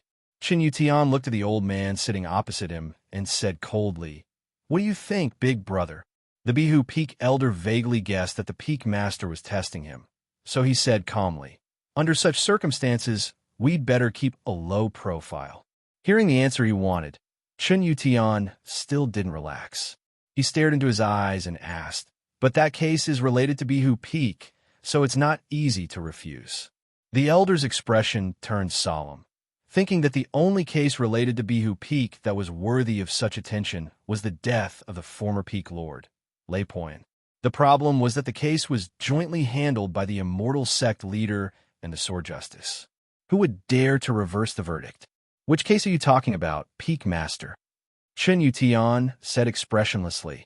"Marshal nephew Zhua Yi was killed. Have you forgotten?" Hearing this, the Taoist hall became unusually quiet, and the sunlight outside the window became even colder. That was 13 years ago. Zhua Yi of Bihu Peak returned from the outside world and was killed that night. His head was cut off by a very powerful sword, and his body was casually placed by a mountain stream. This incident had caused a huge uproar in Aoyama. It had been many years since something like this had happened in the Nine Peaks. Moreover, the killer's behavior after the incident was clearly showing off or demonstrating to Aoyama. The most terrible thing was that the killer must be a disciple of Aoyama to be able to kill someone in the sword formation of Aoyama. The Shanghai Peak was ordered to investigate the case. They heard that they had found some clues on the way, but they didn't know why. Zui's death became an unsolved case. Many people had forgotten about it, but some people still remembered it. After a long silence, the elder looked at Chun Yu-tian and said, "The Bihu Peak today is not the same peak as the Bihu Peak in the past." Chun Yu-tian's expression softened a bit, and he said, "Good. That's what I wanted to hear. We'll pretend that we never heard about this incident." The elders said, "That's right. Let's talk about the next thing. If the white fairy from Zhongzhou School comes to visit later, and she insists on going to Bihu Peak, what should we do?" Chun Yu-tian said with a smile, "If she has already become cultivation partners with junior brother Jingjio, she can go there, but she can't now." The elder also laughed and said, "If it's done, junior brother Jingjio will go to the mountain. I heard that the scenery there is also very good. Why would he want to stay here?" What he said was meaningful. Chun Yu-tian said with emotion, "This is also a lucky chance for junior brother Jing. Let's see how he chooses." The Zhongzhou School was about to celebrate the 30,000-year anniversary of the founding of the sect.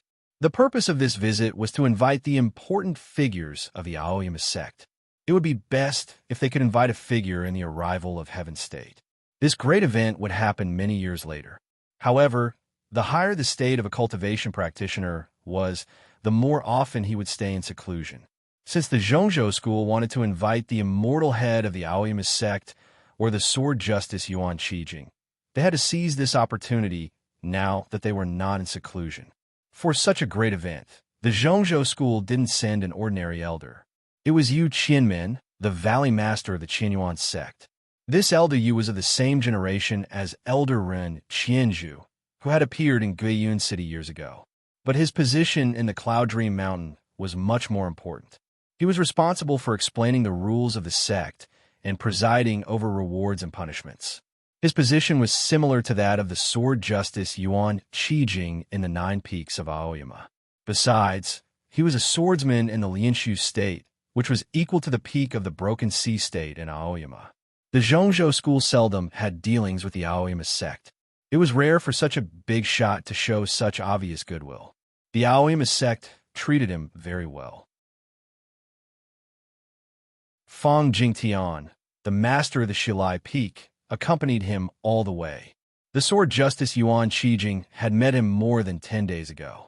It was said that the immortal head of the sect would meet him in person in 2 days.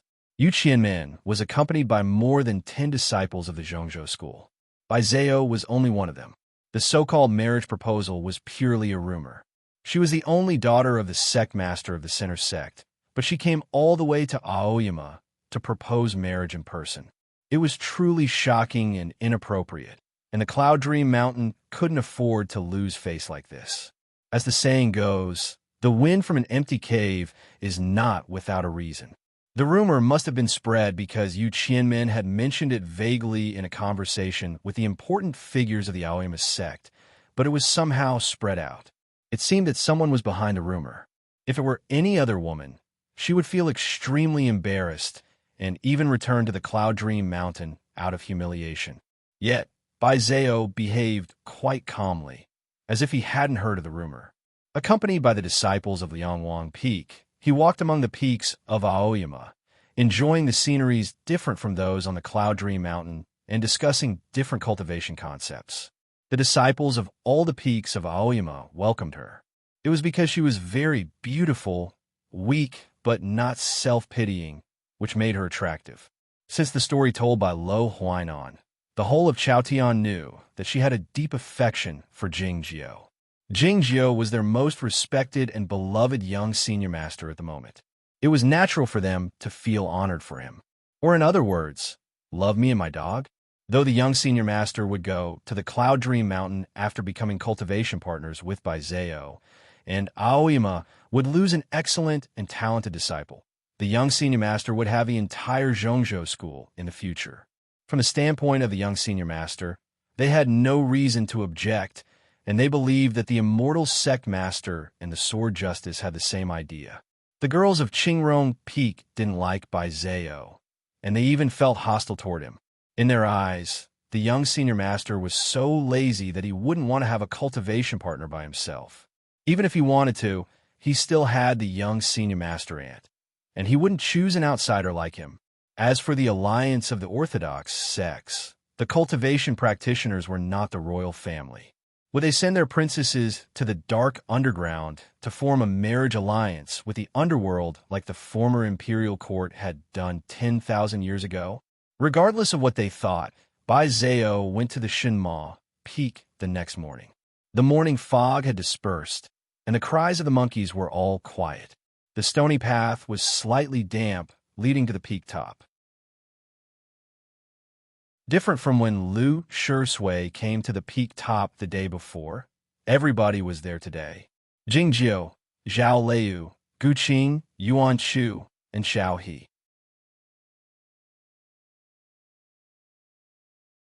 Chapter 280. Xiao He squatted by the cliff's edge, looking at the iron kettle on the stove attentively. Listening to the sound of the water, she wondered what kind of tea she would change the Maojian tea into. Gu Qing showed Bai Zhao around the manor cave. The manor cave of the immortal Jingyang was the best scenery for any cultivation practitioner. The tea in the iron kettle was ready. Xiao He carried it into the manor cave. Gu Qing led Bai Zhao into the manor cave, and then they took their seats. Zhao Leiyu and Jingjiu sat at the head of the table, and Yuan Chu and Gu Qing stood on the two sides. Xiao He was distributing the tea with a focused expression, as if she hadn't seen anything. This was the first time that Shinma Peak had received a guest in such a formal manner. Seeing this scene, Bai Zhao felt that there was a hidden meaning behind it. After some thought, he figured it out and sighed softly in his mind, his expression growing more feeble. Yuan Chu shot a glance at Gu Qing, wondering if they had gone too far. Gu Qing showed a calm expression, showing no reaction. The atmosphere in the manor cave was a bit awkward. "What's going on?" asked Jingjiu, feeling baffled. Bai Zhao said with a faint smile, "Maybe it's because of that rumor." Jingjiu was taken aback. He really didn't know about that rumor, because nobody had told him about it. It was always true that the person involved was always the last one to know the truth. Zhao Lei didn't know about the rumor either, shooting a glance at Gu Qing. Gu Qing was startled, wondering why Jingjiu had changed into a new set of clothes, washed her hair, and tied her hair into two adorable braids if she didn't know about it. Zhao Lei knew that Bai Zhao would come to Shinma Peak, but she didn't feel a strong sense of competition like she did when she heard that the disciple of Lin Sanyue was going to participate in the plum meeting. She didn't have a bad impression of Bai Zhao, nor did she have a good impression of him. The reason she dressed herself up was for two reasons. The first was politeness, as well as not to be known to outsiders. She doesn't want Bai Zhao to misunderstand the awkward atmosphere in the cave residence at this time because of her. So she asked seriously, "What rumor?" "Rumor has it that I came to Aoyama to propose marriage to senior brother Jingjiu." When Bai Zhao spoke, he did not look at Jingjiu. Instead, he looked at Zhao Leiyu in silence. In the current cultivation circle of Chaotian, The most famous thing was not Tong Yan's chess playing or Zhou Rujui's concealment, but Jing Jiu's beauty. After the chess tournament of the Plum Meeting, the cultivation tournament, and his 6 years in the Snowland, Jing Jiu had become even more famous. He had even become a legendary figure of the younger generation, and he was admired by many female cultivation practitioners of the orthodox and deviant sections. However, he seldom left Shinma Peak, to say nothing of leaving Aoyama. Those female cultivation practitioners had no way to get close to him. They couldn't even catch a glimpse of him from a distance. As such, Zhao Liu, who stayed with Jing Jiu day and night on the Shinma Peak and on their journey, and Bai Zhao, who had been trapped with Jing Jiu in the Snowland for 6 years, became the targets of their jealousy. As such, in many people's eyes, they were the only ones who were qualified to compete for Jing Jiu's heart. Bai Zhao had the same thought, so he paid close attention to Zhao Liu's reaction after he said that. Zhao Liu didn't respond. Moreover, she didn't suppress her emotion or disguise it. She didn't show any emotion at all. Bai Zhao was baffled, looking at her in bewilderment. Zhao Liu misunderstood what she meant. She got up and walked toward the outside of the manor cave. Yuan Chu and Gu Qing eyed each other. They had no choice but to follow her out, no matter how reluctant they were. Xiaoyi didn't dare eavesdrop, so she followed them out. Zhao Liu walked to the cliff's edge, looking at the ocean of clouds and the peaks with her hands behind her back. Yuan Chu was quite anxious. He scratched his ears and cheeks, but he didn't dare advise her. Xiao, he sneered, "You're like a monkey. It's useless to be anxious. You have to think of a solution." Upon hearing this, Yuan Chu was taken aback a bit. As he was about to ask what solution she had, Gu Qing suddenly spoke. "If you can't learn how to speak less, my master might send you to the Guocheng Temple to learn the vow of silence." Jingzhu didn't talk much, but he would occasionally mention the 2 monks of the Guocheng Temple when the monkeys on Shinma Peak were as noisy as their relatives on Shuriwei Peak, or when Yuan Chu was nagging, or when they talked about Lu Shui. The expression in Gu Qing's eyes when looking at Xiao, he was quite calm and profound. Xiao, he suddenly felt a bit cold. Then she remembered that Gu Qing was already in the upper state of the undefeated and was ready to break through the free travel state at any moment. His cultivation state was ranked 2nd on Shinma Peak. Jing Jiu didn't understand why there was such a rumor. Given the status of the Zhongzhou school in Chaotian, the rumor would vanish instantly like the ice and snow under the scorching sun, as long as Bai Zhao didn't want it to happen, even if someone had added fuel to the fire behind the scenes. It could be said that the rumor was spread by the Zhongzhou school, or at least it was tacitly approved by the school. Bai Zhao said, "First of all, it's because of my selfish idea. My mother has always liked Big Brother Tong Yan, and her affection for him became more obvious after he killed Big Brother Lo Huainan. I don't want to be Big Brother Tong Yan's cultivation partner, so I need a reason." Jing Jiu didn't ask why the couple of the sect master of the Zhongzhou school knew the secret of Tong Yan, because it was a matter of course. No matter how cautious Bai Zhao and Tong Yan were, they couldn't conceal their secret from the couple. It was the same with the case of Lo Huainan. "That's a good reason," Jing Jiu said. "Tong Yan is not bad, but since you don't like him, you have no choice but to give up." Bai Zhao expressed his thanks. It was unclear whether he thanked Jing Jiu for praising Tong Yan or thanked Jing Jiu for his understanding and tolerance. "And I think this rumor should be beneficial to you," she continued. "Because of me, your cultivation state has stagnated for 6 years. I believe you must have suffered a great deal of pressure in Aoyama, and I want to share some of the burden." Jing Jiu said, "Maybe there's pressure, but it won't affect me. And if someone wants to make trouble, the rumor is just a rumor, and it won't be of much use. What if the rumor becomes true? The Aoyama sect won't give you any more pressure, and our 2 sects will be on good terms. The alliance of the orthodox sects will become a real thing, instead of an illusory rumor. If you and I become cultivation partners, it will only be beneficial from any point of view, with no disadvantages." Bai Zhao's voice was very calm, as if he were talking about something that had nothing to do with him. Jing Jiu said, "I told you back in White Town that it's impossible." Bai Zhao pulled back his gaze and looked at the black tea in the bowl, which looked like medicine, remaining silent for a long time. During this long silence, Jingjiu didn't say anything, but looked at her calmly. Bai Zhao looked at him again and said with a faint smile, "I have another task this time, which is to invite you to the celebration of the 30,000th anniversary of our sect." "On behalf of your parents?" asked Jingjiu. "That's right," said Bai Zhao. The sect master couple of Zhongzhou School were undoubtedly the most powerful figures in Chaotian. They invited Jingjiu, a young disciple of Aoyama, in person for a reason. After a moment of silence, Jingjiu said, "Let's see how it goes."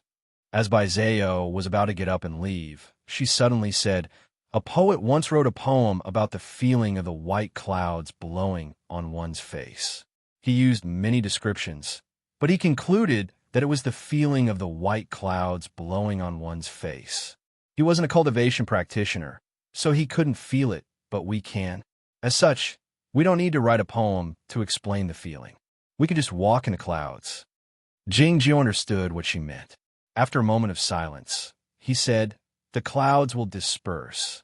The clouds are fake, and the white clouds blowing on one's face are fake as well. Anything and everything that would be ended by time was nothing, including the white clouds, including the clouds blowing on one's face. Affection, and more."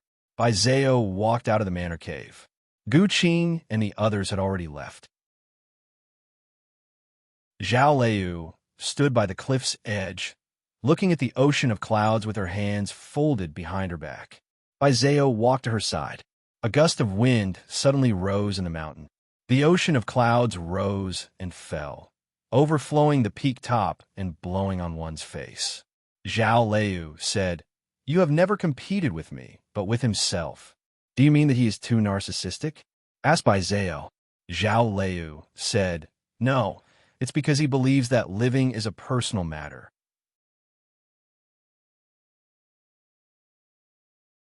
Chapter 281. Hearing Zhao Liu's words, Bai Zhao was silent for a long time. "Will you be disappointed when that day comes?" she suddenly asked. She had asked Lu Shisui the same question in the Hall of Sword Washing. "I won't. It's a blessing to be able to walk together on the heavenly path for a while." Zhao Liu's answer was the same as Lu Shisui's, but the reason was different. "Is it enough to walk together for a while?" Bai Zhao was puzzled and asked, "Don't you want more?" Zhao Liu was silent for a while and said, "A long time ago, I thought."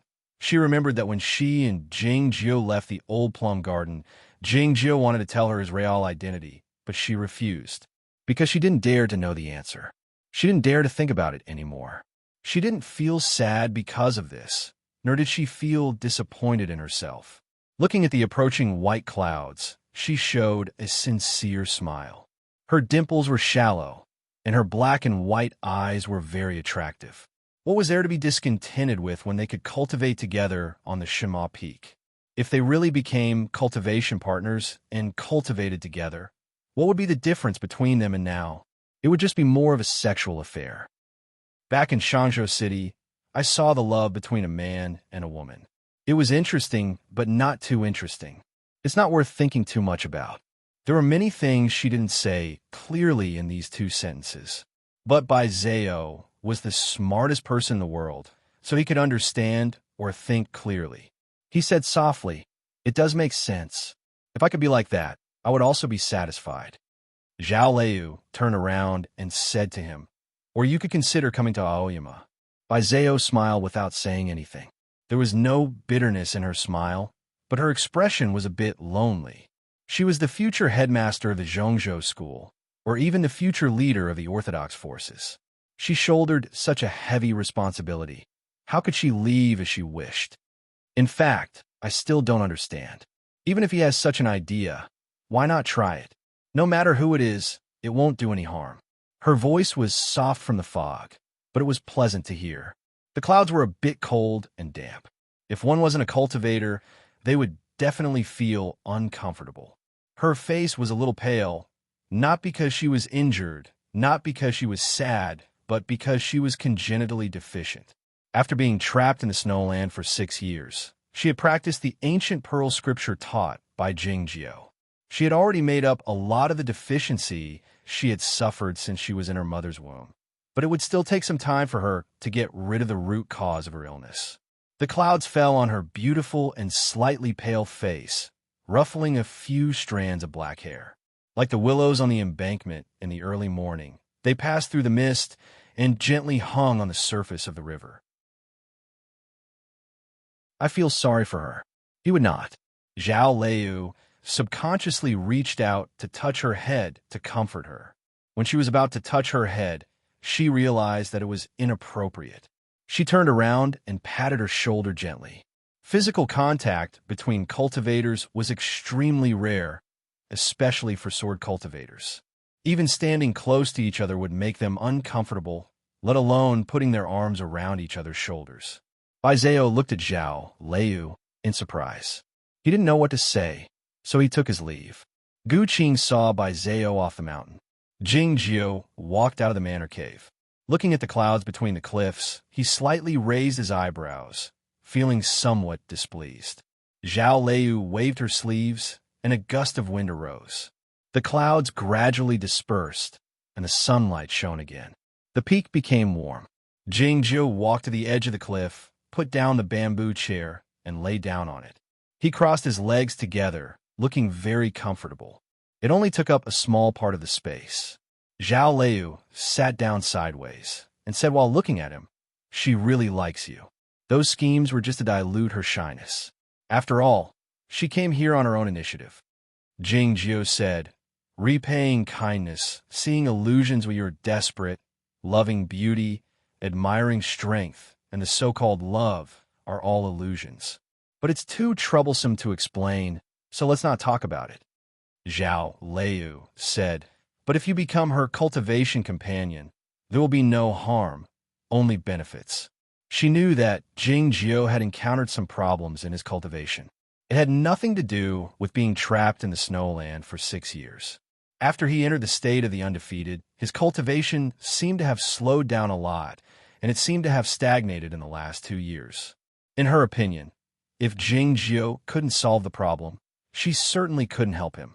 But since the headmaster of Zhongzhou School and his wife had prepared the method of double cultivation for Bai Zhao, it might be helpful to Jing Jiu.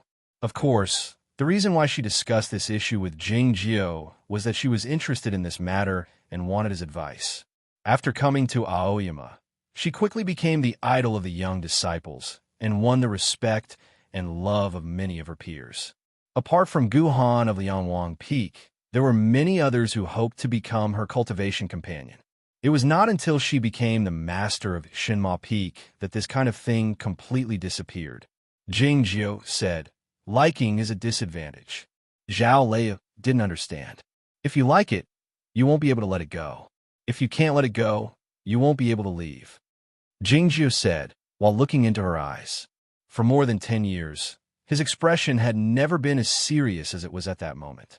Zhao Liu was silent for a long time.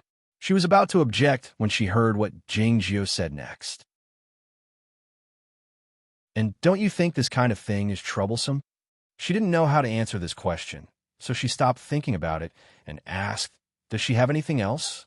Jing Jiu said, "Cloud Dream Mountain invited me to participate in the 30,000-year celebration of their sect." Zhao Liu thought that since it was Bai Zhao who said it, it should be the sect master of Zhongzhou who invited her in person. She couldn't help but feel surprised, wondering what that big figure wanted to do. She is getting anxious.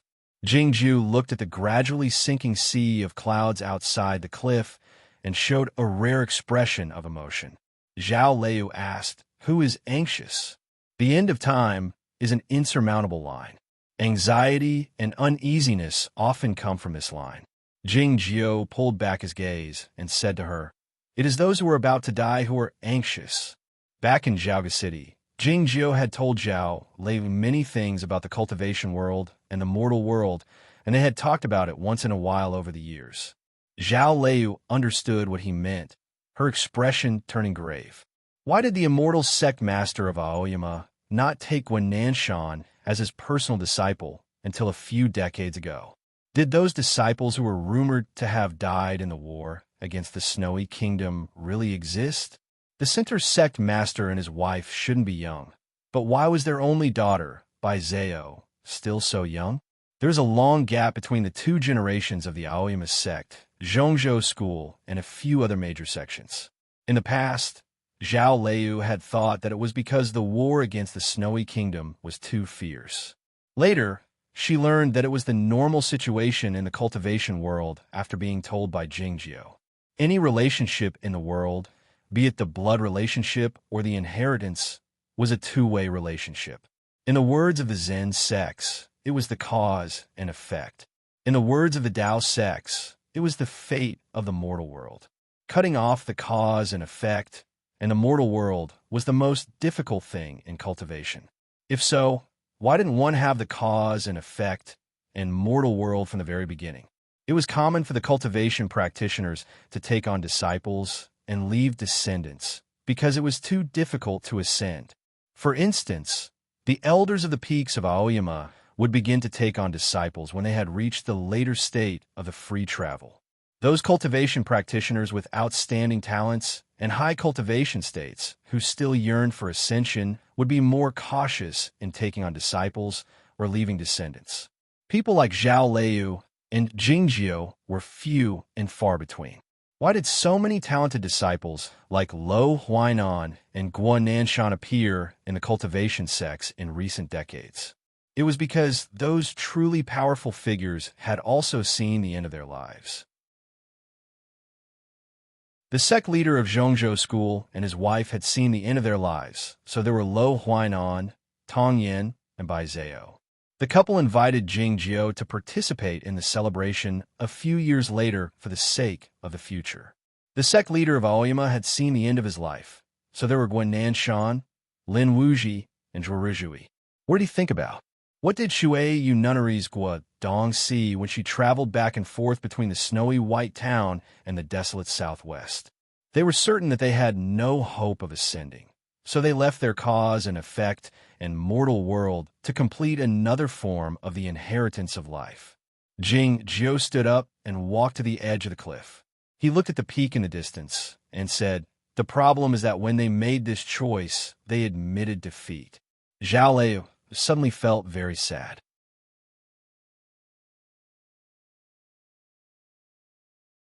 Chapter 282. Jingjiu had known about it many years ago, and he had talked about it with them in person, so he was in a good mood. It would be many years before the day came.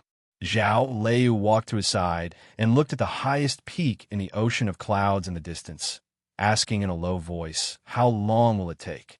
Jingjiu replied, 100 years. Zhao Liu understood what he meant. She calculated Guan Nanshan's age in silence and found he had less than a few decades left. A few days later, Elder Yu Qianmen of Zhongzhou School and the master of Shilai Peak, Fang Jingtian, finished their discussion and returned with their disciples on the cloud boat. To the surprise of the disciples of Aoyama, Jingjiu didn't leave, and neither did Baizeo. Later, a new rumor spread among the 9 peaks, and people learned that Jingjiu had rejected the proposal of Zhongzhou School without hesitation. The words "without hesitation" and "refusal" in the rumor were obviously added by someone on purpose. This person must have been at Shima Peak at the time, so it was obvious that his family name was either Gu or Yuan. The disciples of Aoyama were a bit surprised, but they thought it was natural because this was the style of the young senior master. The girls of Qingrong Peak were very happy. They held a 100-flower banquet on the pretext that the summer was about to end. The caretakers brought 200 barrels of aged wine and a dozen baskets of fresh mountain fruits from Shuriwa Peak. At night, the starlight illuminated the cliffs, and the gentle wind of autumn passed through the pavilions. The girls ate the fruit, drank the wine, laughed, sang and danced, and were very happy. After 30 rounds of drinking, the girls, who had intentionally not used the sword source to dispel the drunkenness, started to feel tipsy and started to talk about their worries and stories instead of singing and dancing happily. The worries were about the troubles in cultivation, and the stories were about the cultivation world and the 9 peaks, old or new.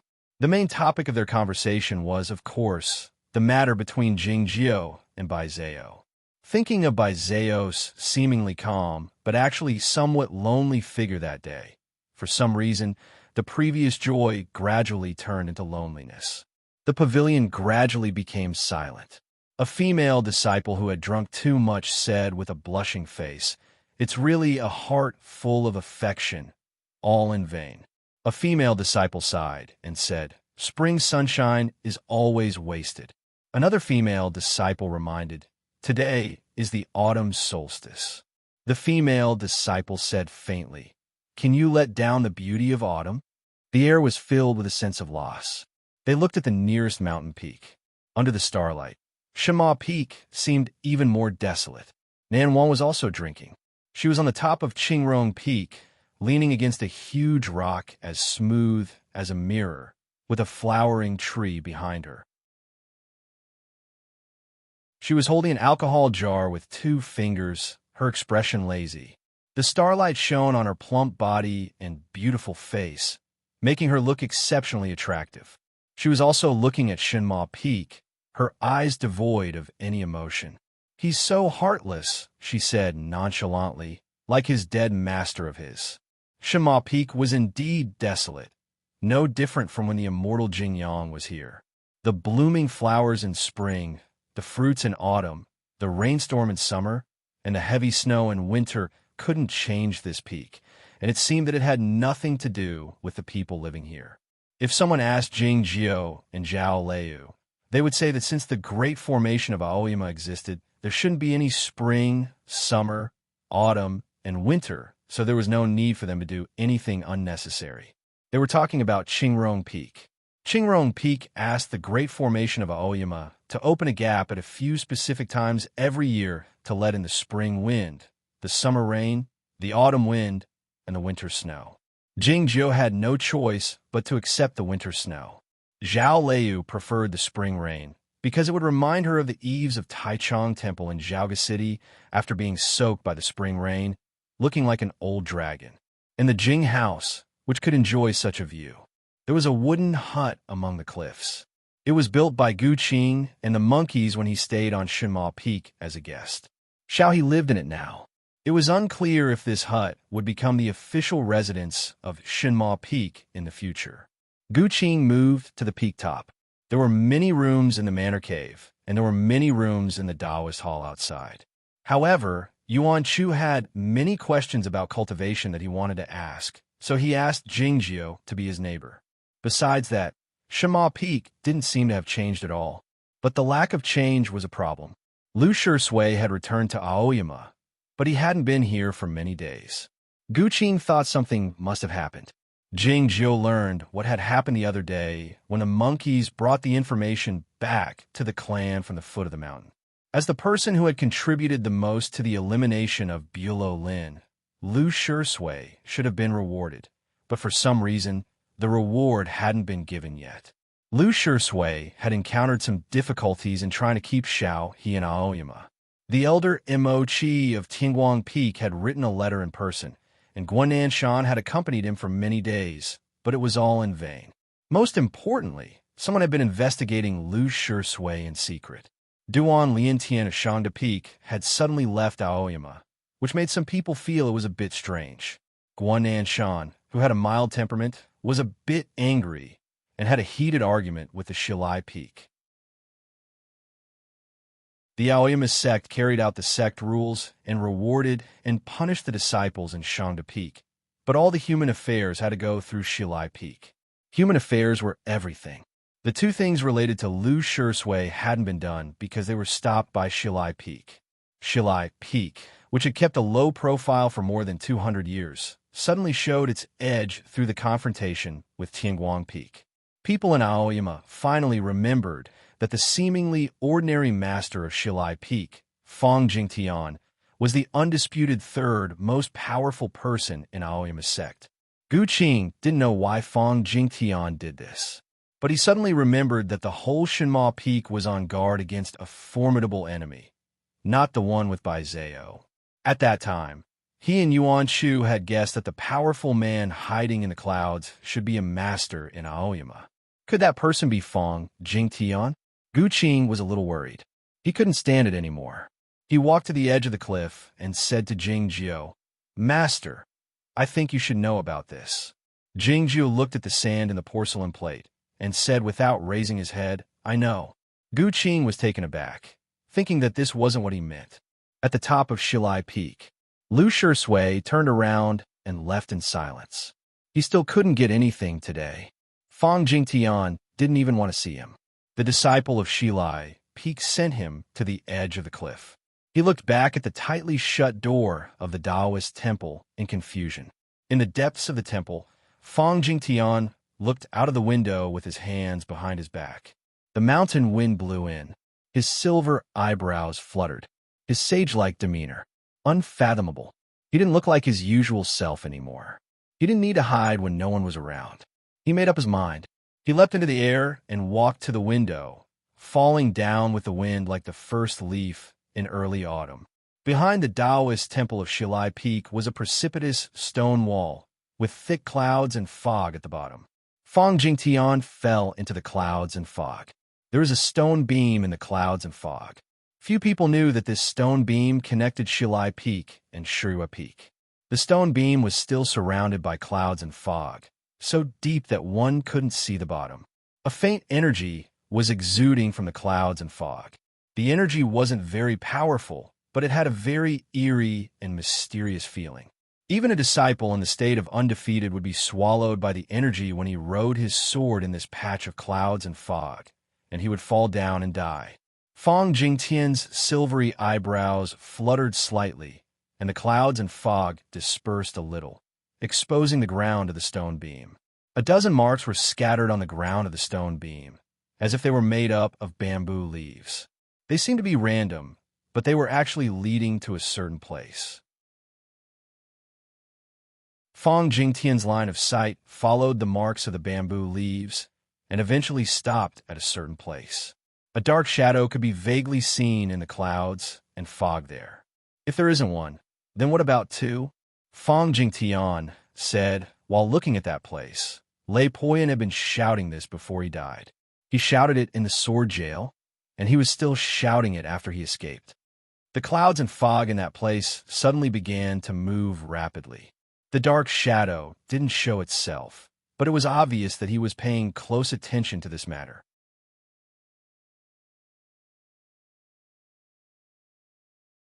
Chapter 283. In order to prepare for the resumption of the 2 chapters after the World Cup, I have read the first part of the story. It is good in all aspects, and most of the mistakes are in the sentences. For instance, the godly swordsman of West Ocean wrote the godly swordsman of West Ocean.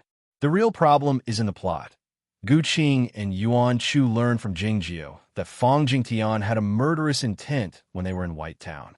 Gu Qing should have been preparing for it, but I have completely forgotten about it. I'm so proud of myself. I apologize to all of you, and I'll come back to revise it in a few days. But I probably won't change it in the main text. Please forgive me and forget about it like I did. Thank you very much. As Fang Jingtian raised this question, the stone beam grew quieter, and the silence lasted for a long time. After a long while, the wind blew over from the other end of the valley again, stirring up the clouds and fog and changing the thickness of the clouds. The dark shadows in that direction became clearer, and 2 long shadows could be vaguely seen behind them. I won't help you. A cold and stern voice came out from the clouds and fog. A few bamboo leaves appeared on the wet ground of the stone beam. The 2 shadows became real, sweeping away the surrounding clouds and fog. It was Fang Jingtian's field of vision that became clear and bright. It was a golden rooster walking out from the clouds and fog. It was the size of a regular golden rooster, and its appearance was normal. The only difference was the red crown on its head, which looked like a ball of fire. What made this golden rooster look devilish was the 2 tail feathers behind its back. The 2 tail feathers were about 100 feet long, quivering slightly as it walked, and they would spread out once in a while, showing some seams. The surface of the tail feathers were covered with small specks formed by the silvery light, which looked like thousands of stars in the night sky.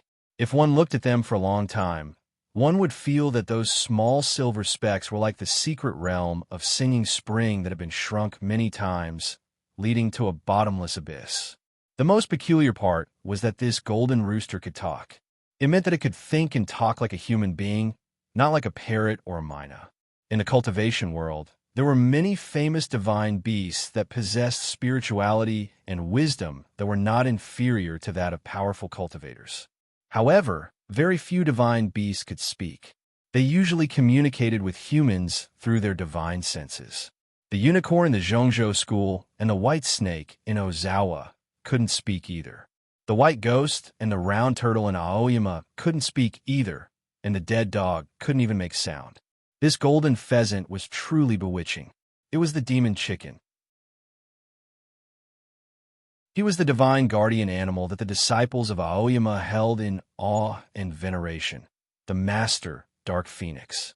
If an ordinary person saw such a demonic golden pheasant walking out of the clouds, they would definitely be scared to death. If a normal disciple of Aoyama saw it, they would have guessed its identity and fainted from the excitement. Fang Jingtian was very calm. Other than his identity as the master of Shilai Peak, there were naturally other reasons. He demanded while looking at the dark phoenix, "Have you forgotten what my master said?" Upon hearing this, the dark phoenix displayed a complicated emotion in his eyes. The emotion included nostalgia, respect and affection, sentimentality and regret. In the end, these emotions had all faded away, leaving only the aloofness and pride. "You're merely the fourth. Don't talk to me in such a tone when you become the big brother," the dark phoenix said indifferently. The big brother. Fang Jingtian walked to the edge of the stone beam and looked at the distance. No matter how thick the clouds and fog outside the stone beam were, they couldn't obstruct his sight. He was looking at Shanghai Peak. Back when he entered the sect much later, he didn't stay on Shanghai Peak for a long time, so he didn't have the experience of playing mahjong and hot pot. Those stories were told to him by his master later, full of nostalgia and regret. He had seen many scenes with his own eyes. His senior master didn't seem to care about the affairs of the world. His two big brothers seemed to be honest. His master had treated them with great kindness, but he ended up like that. "Now that my master is still alive, they have to die," he said. "In the name of the sect master and the sword justice, this is ridiculous," the dark phoenix said. Fang Jingtian turned to look at it and said calmly, "Fortunately, the relationship between the sect master and the sword justice is very bad, and I, as his younger brother, know this best. Life and death are coming, and all conflicts will intensify before the Great Terror. This is an opportunity." The whole of Chaotian thought that Yuan Qijing had broken through the state more than 10 years ago and become a figure in the heavenly arrival state. Only a few people knew that Yuan Qijing had already broken through the state a long time ago, but he had kept it a secret for various reasons. Fang Jingtian and Jingjiu were among those people who knew about it. It meant that Yuan Qijing had been on guard against something, or he was preparing to do something unexpected.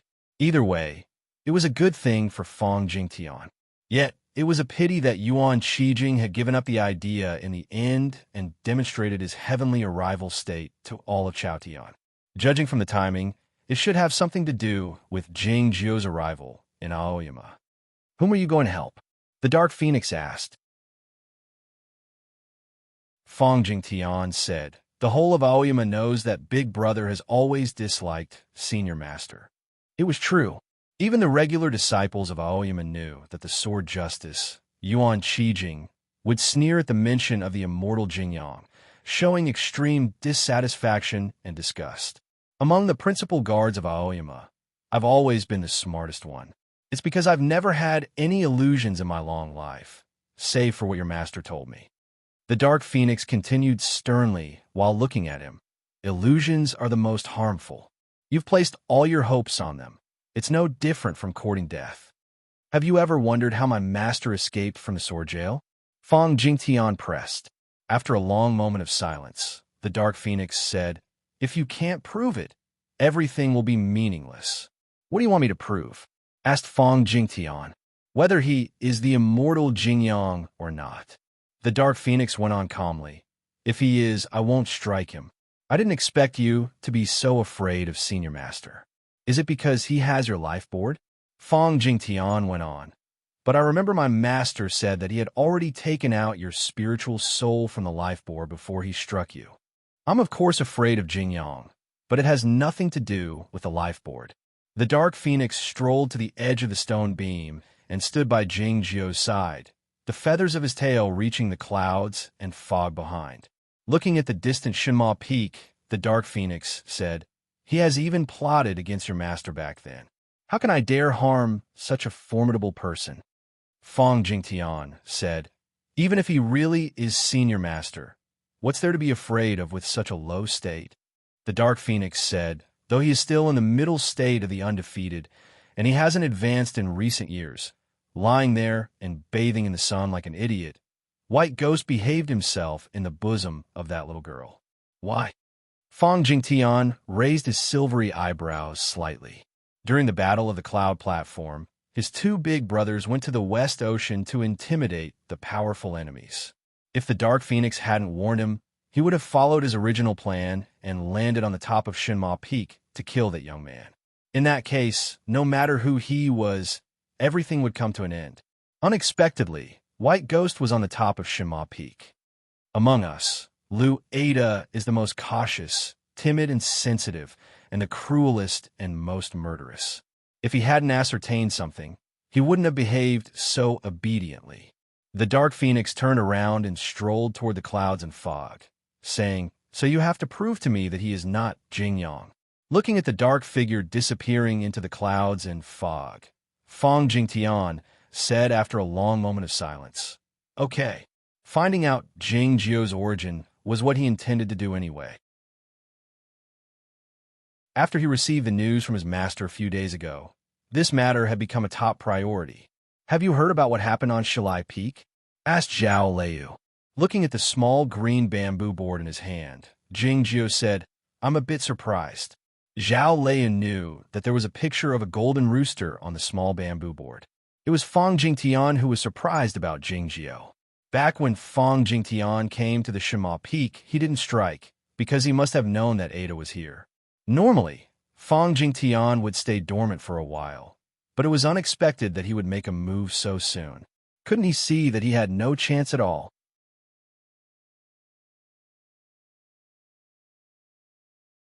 Chapter 284. When the immortal sect leader and Yuan Qijing went to the West Sea, it was the best opportunity for Fong Jingtian to kill them, but he did not appear, so someone must have told him. Jingjiu suspected the immortal sect leader, Yuan Qijing himself, and even the White Ghost, but he forgot about the one with the best vision in the 9 peaks of Aoyama. He rubbed the bamboo plate in his hand, thinking about this matter. Zhao Leu remembered that the master of Shilai Peak, Fong Jingtian, was also the disciple of that person. After a moment of silence, she asked, "As you said, cultivators usually accept disciples very late, so why did Taiping Zhenren accept disciples so early and so many?" This was the first time she directly mentioned this name and the history related to this name in front of Jingjiu. She wanted to appear calm, but her voice still trembled slightly. That person's way of thinking is very special. He never believed in worldly karma, so he was naturally not afraid. He believed that those who could cultivate should cultivate, and he also believed that there is strength in numbers, so he began to accept disciples very early. Jingjiu paused and continued, "If it wasn't for the fact that he couldn't imagine his bloodline being duplicated, perhaps he would have already had tens of thousands of children."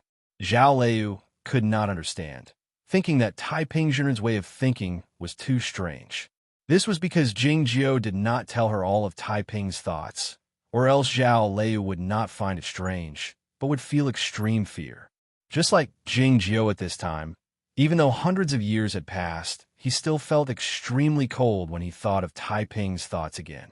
There were really few things in the world that could make him feel uneasy and cold, so of course that vicious thought was at the top of the list. But it turns out that at least part of that person's thoughts were right. Jingjiu said, if he hadn't accepted Lu Cai and Yuan Qijing as his disciples early on, it would not have been so easy to take back Aoyama. Of course, just Lu Cai and Yuan Qijing were not enough. Those martial uncles and elders in the Hermit Peaks had an extraordinarily high cultivation state. Although he and his senior brother were strong enough, it was still a little difficult for them to completely suppress the opponents. Therefore, they needed other forces. This was the first time Zhao Lei had heard of the secrets of the past. She asked with her eyes wide open, "Did Taiping Jinren ask for help? How can we let outsiders interfere in the affairs of Aoyama?" Jing Jiu glanced at the white cat in her arms. Zhao Lei understood what he meant. Her posture, which she had already gotten used to, became stiff again. She said, "Shouldn't the guardians remain neutral?" The white cat opened its eyes and glanced at Jing Jiu. Without saying a word, it closed its eyes and went back to sleep. Jing Jiu said, "The guardians are also cultivators. Of course, they have their own pursuits, whether it's ascension or longevity." "What did Taiping Jinren promise them?" asked Zhao Lei. Jing Jiu said, "He only said one thing at the time. It was because of that one thing that the two guardians of Aoyama stood on the side of his big brother and his senior brother. As a result, they were able to suppress all the peaks and stabilize the current situation of Aoyama." "What did he say?" asked Zhao Lei curiously. Jing Jiu said, "When one man achieves the Tao, all his chickens and dogs will ascend to heaven." By now, Zhao Lei knew that it was the dead dog and the master dark phoenix. The disciples of Aoyama would enter a small building before entering the sword-washing stream from the outside gate, where the portraits of the important figures in the history of the Aoyama sect were hung. The most eye-catching portraits were those of the sect masters of the past generations. Nobody had thought that the arrangement of those portraits seemed simple, but there were too many secrets hidden in them. As far as they were concerned, the Taoism of Aoyama had never been broken off. From the founding grandmasters to the immortal Daoyuan, to Taiping Jinren, and to the current immortal sect master, the inheritance was very clear. Nobody knew that so many things had happened before Taiping Jinren regained control of Aoyama. The inheritances of those peaks had all disappeared in the long river of history. Those elders of other sects with a profound cultivation state had either been killed back then or locked in the sword jail, or had hidden in the hermit peaks and sworn never to come out again. Several hundred years later, how many of those elders who had been locked in the sword jail and hidden in the hermit peaks were still alive? There was only one branch of Taiping Jinren left in Aoyama. The 9 peaks of Aoyama were all Shangda Peak. This statement was indeed correct. Zhao Lei wondered if she would have to repeat this history again. No matter how firm her heart of Tao was, she couldn't help but feel uneasy. She looked at Jing Jiu in a daze, not knowing what to say. When Aoyama announced that Taiping Jinren would go into seclusion, nothing happened. "Can you control the situation this time? Don't worry too much. It's an internal dispute, after all. It won't be a matter of life and death." Jing Jiu patted her head and said, "Plus, there's still a lot of time. We can take our time to prepare." Cultivators had a long lifespan and a lot of time. Moreover, they spent most of their time and energy on cultivation. As a result, many things would slow down. Even the execution of conspiracies would be slow. A voice came from outside the cave residence. It was a message sent by sword letter from some peak. Zhao Lei put the white cat back on the cold couch and walked out of the cave residence. "Wake up," Jing Jiu said. The white cat opened his eyes and glanced at him. Jing Jiu said, "Ada, someone wants to kill me." The cold jade couch became very quiet. The white cat thought, "Someone has always wanted to kill you, but they have never been able to. If they could, you would have died a long time ago. Perhaps you would have died gloriously in my hands?" Jing Jiu was silent for a while. He said, "I don't understand why." The white cat's pupils shrank. He seemed a little evil. "No one likes you. Why? Is it because of loneliness or boredom?" "Of course it's because of jealousy, idiot." "I see. Don't you feel a little disappointed, a little wronged, and even a little sad? Being needed and loved by others is the spiritual desire of mortals. You and I are cultivators. Why should we care about these things?" After saying this, Jing Jiu glanced at the golden pheasant bamboo tablet, put it away in his sleeve, and walked out of the cave. Looking at his back, the white cat thought indifferently, "Keep pretending keep pretending. Jing Jiu walked to the edge of the cliff and looked at the peaks in the sea of clouds. His figure seemed a little lonely. Zhao Liu walked to his side, and the feeling of the scene changed a lot. Jing Jiu said, "None of them like me. I feel like a failure." He was talking about the demon rooster. Zhao Liu thought he was talking about Fong Jingtian. She asked, since the sect master and the sword justice knew what he wanted to do, why didn't they stop him? Jing Jiu said, Lu Xi and Yuan Qijing still felt sorry for that person. In their eyes, Fong Jingtian was willing to do something for that person. Zhao Liu understood what he meant. If Fong Jingtian really wanted to do something, the sect master and the sword justice would definitely stop him. But if it was just a thought, who could say anything? It was the most natural thing in the world for a disciple to want to avenge his master. It's good to have a disciple. Jing Jiu was silent for a long time. Then he said, "I'm a little lonely." It was rare for him to show his true emotions, or rather, it was rare for him to show some emotions. Zhao Liu looked at him and said seriously, "You have us now, don't you?" Jing Jiu found that it was true. Shima Peak, the loneliest peak among the 9 peaks of Aoyama, was getting more and more crowded because there were more and more monkeys and people.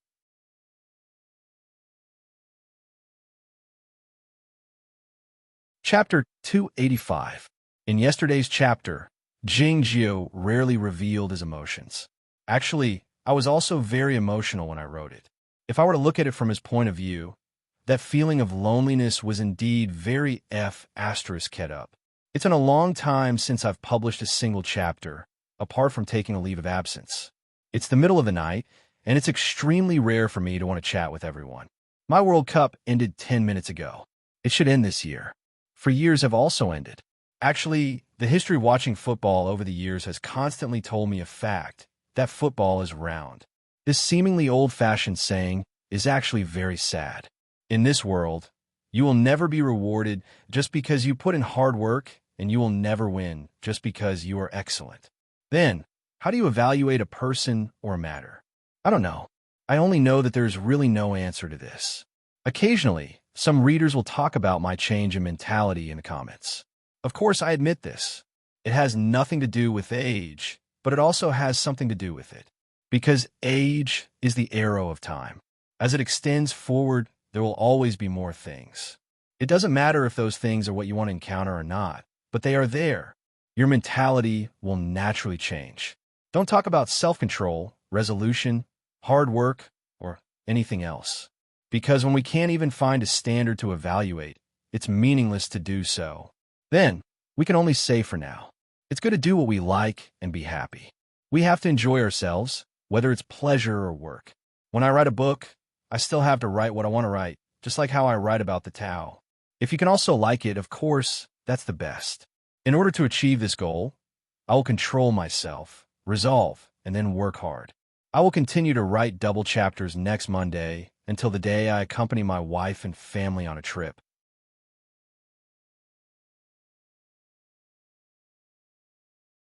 Chapter 286. Jing Jiu turned around and looked at Zhao Liu without saying a word. Zhao Liu opened her eyes wide in confusion. Jing Jiu was thinking about something. His view of all things was still the same as in his previous life. He had never thought of going into the world to comprehend, because that would be too deliberate. The first 9 days in a mountain village was just to get used to this body. He took Zhao Liu to Shinma Peak to continue the karma of his previous life. His sight left Zhao Liu and looked at Yuan Shu, who was talking to Gu Qing in the Taoist hall. Yuan Shu was the karma of this life. Only Gu Qing came to him on his own. Of course, there was also the fox demon from Ming City. An iron kettle was placed on the stove by the cliff. The black tea in the kettle was slowly moistening. Xiaoyi was squatting in front of the stove.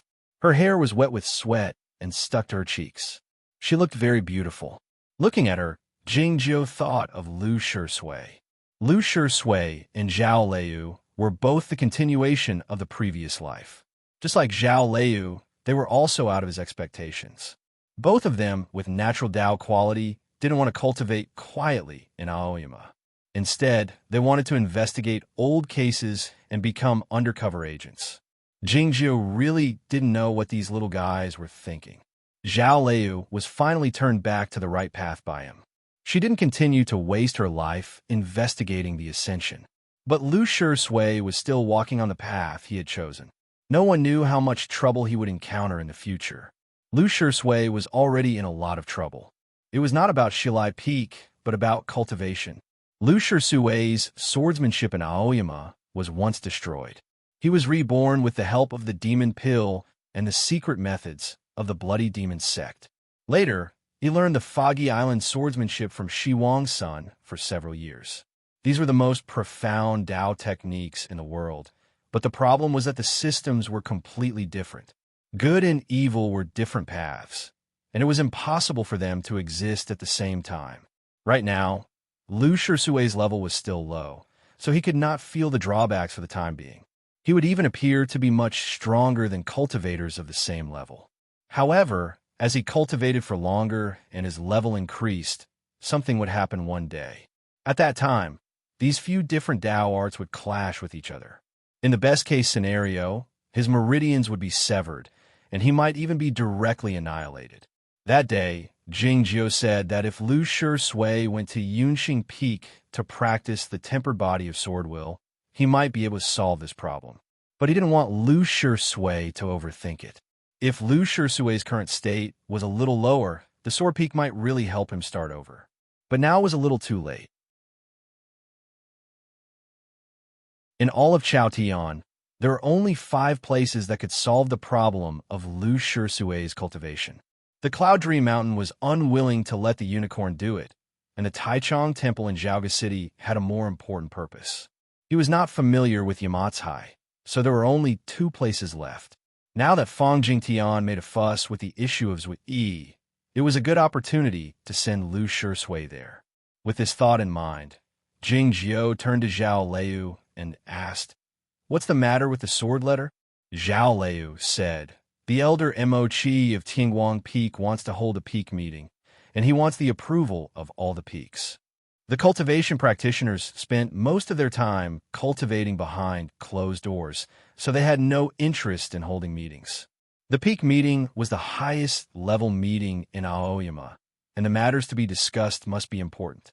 Usually, it would be called by the immortal sect master or the sword justice Yuan Qijing in person, and it would only be held once every few years. It was rare for a regular elder like Mo Qi to request a peak meeting, and he needed the approval of all the peak masters. The last time this happened was over 300 years ago, when the humans and the Snowy Kingdom had a major battle in the Lonling Snowland. Lu Xi led all the swordsmen of the 9 peaks to the rescue.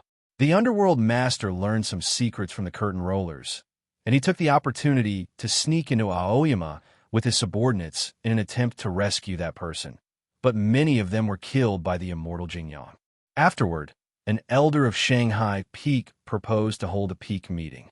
Nominally, the purpose of the meeting was to conclude the matter, but in fact, it was to blame Tingguang Peak for what Lu Xi had done.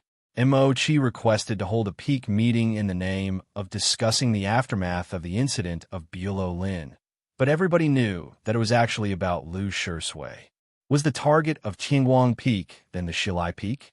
Jingjiu knew that Mo Qi was an honest person, and that it was terrifying for an honest person to get angry, but he didn't think it was that simple. The incident of Lu Shui was a trivial matter. Even if Bulo Lin was used as a pretext, those peak masters wouldn't agree to hold a peak meeting. Zhao Liu said they all agreed, including Guang Yuanjinren, who was behind closed doors. Shenma Peak ranked last, and the sword letter was sent to Zhao Liu, which meant that the rest of the peak masters had all signed their names. There must be something fishy about it. Jingjiu didn't feel surprised. The incident of Lu Shui was a trivial matter, but it would become a big deal when more people were involved. Some people want to make it a big deal. Zhao Liu suddenly said, "Someone is investigating the incident of Zui Yi through the curtain rollers." The first conversation between Jingjiu and Zhao Liu was about the Sword Peak and Zui Yi when they came back from the Snowland. The first time they met was on the Sword Peak, and they killed Zui Yi that night. This was a secret that nobody knew, except for Lu Shui. But Lu Shui didn't know the details either. Jingjiu had always known that Zhao Liu had a helper in the Nine Peaks. That helper should be the spy of Zhaoga City or even the royal palace in Aoyama. If so, Jingjiu wouldn't pay any attention to it. When is the peak meeting? 10 days later. Let's go and have a look. Okay. Jinli City in Qihai County wasn't very large, with a population of about 100,000, but it was large enough to support more than 10 medical houses. A branch of the muddy river passed through the city. The autumn trees on both sides of the street shed their leaves along with the wind. It was a beautiful scene. There was an ordinary-looking medical house on the ground covered with yellow leaves. There was no begonia on the plaque of the medical house, but a ginkgo leaf. A tall man walked into the medical house. He didn't wait for the waiter to serve him and took out a wooden board, saying, "I'm here for the result." The wooden board was made of gloomy wood, extremely dark, with a small sword carved on it, exuding a gloomy energy. It was none other than the sword board of Aoyama, which couldn't be faked. The tall man was Jian Russian, a disciple of Liangwang Peak. It was unclear why he suddenly appeared in Jinli City in the north. The result he wanted was not the result of the medical treatment. The medical house closed the door, and the formation was activated, isolating the sound and energy from the inside and outside. Jian Russian stared into the doctor's eyes and said, "That person is your caretaker. I don't believe you can't find out where he is after such a long time." The doctor said with narrowed eyes, "The person you're looking for is already dead." Jian Russian's expression changed slightly, saying, "I want to know why he died." The doctor looked at him in silence and said, "This is an internal affair of our curtain rollers." "Why should we tell you?" Jian Russian asked repeatedly. Did Senior Masters he find something wrong with someone through him, so he was silenced? The doctor didn't want to talk to him anymore, saying, "If the honorable guest has nothing else to ask, please leave." Jian Russian said angrily, "How dare you be so rude?" The doctor said nonchalantly, "The curtain rollers, of course, don't dare be rude to the immortal masters of Aoyama, but your request and question were rude first." The door of the medical house was opened again. The waiter walked to the side of the doctor and asked him a few questions worriedly, thinking of the angry expression of the disciple of Aoyama before he left. Aoyama has been powerful for many years, but it's not that unreasonable. Nowadays, the disciples are getting worse, but we have people in Aoyama, so we don't have to worry about them. The doctor picked up the pen and started writing something, saying with his head lowered, "It's classified as the third class, but it has to be sent back to Zhaoga City as soon as possible." The waiter didn't understand, thinking that the information of the third class was indeed important, but why was it so urgent?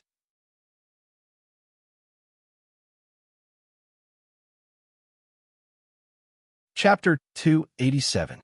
Jin Ryun, who ranked fourth on Liangwang Peak, had always been vigilant against Lu Shui for some secretive reasons related to human nature. Zhuai Yi's case had been mentioned in Shanghai to Peak's interrogation of Lu Shui.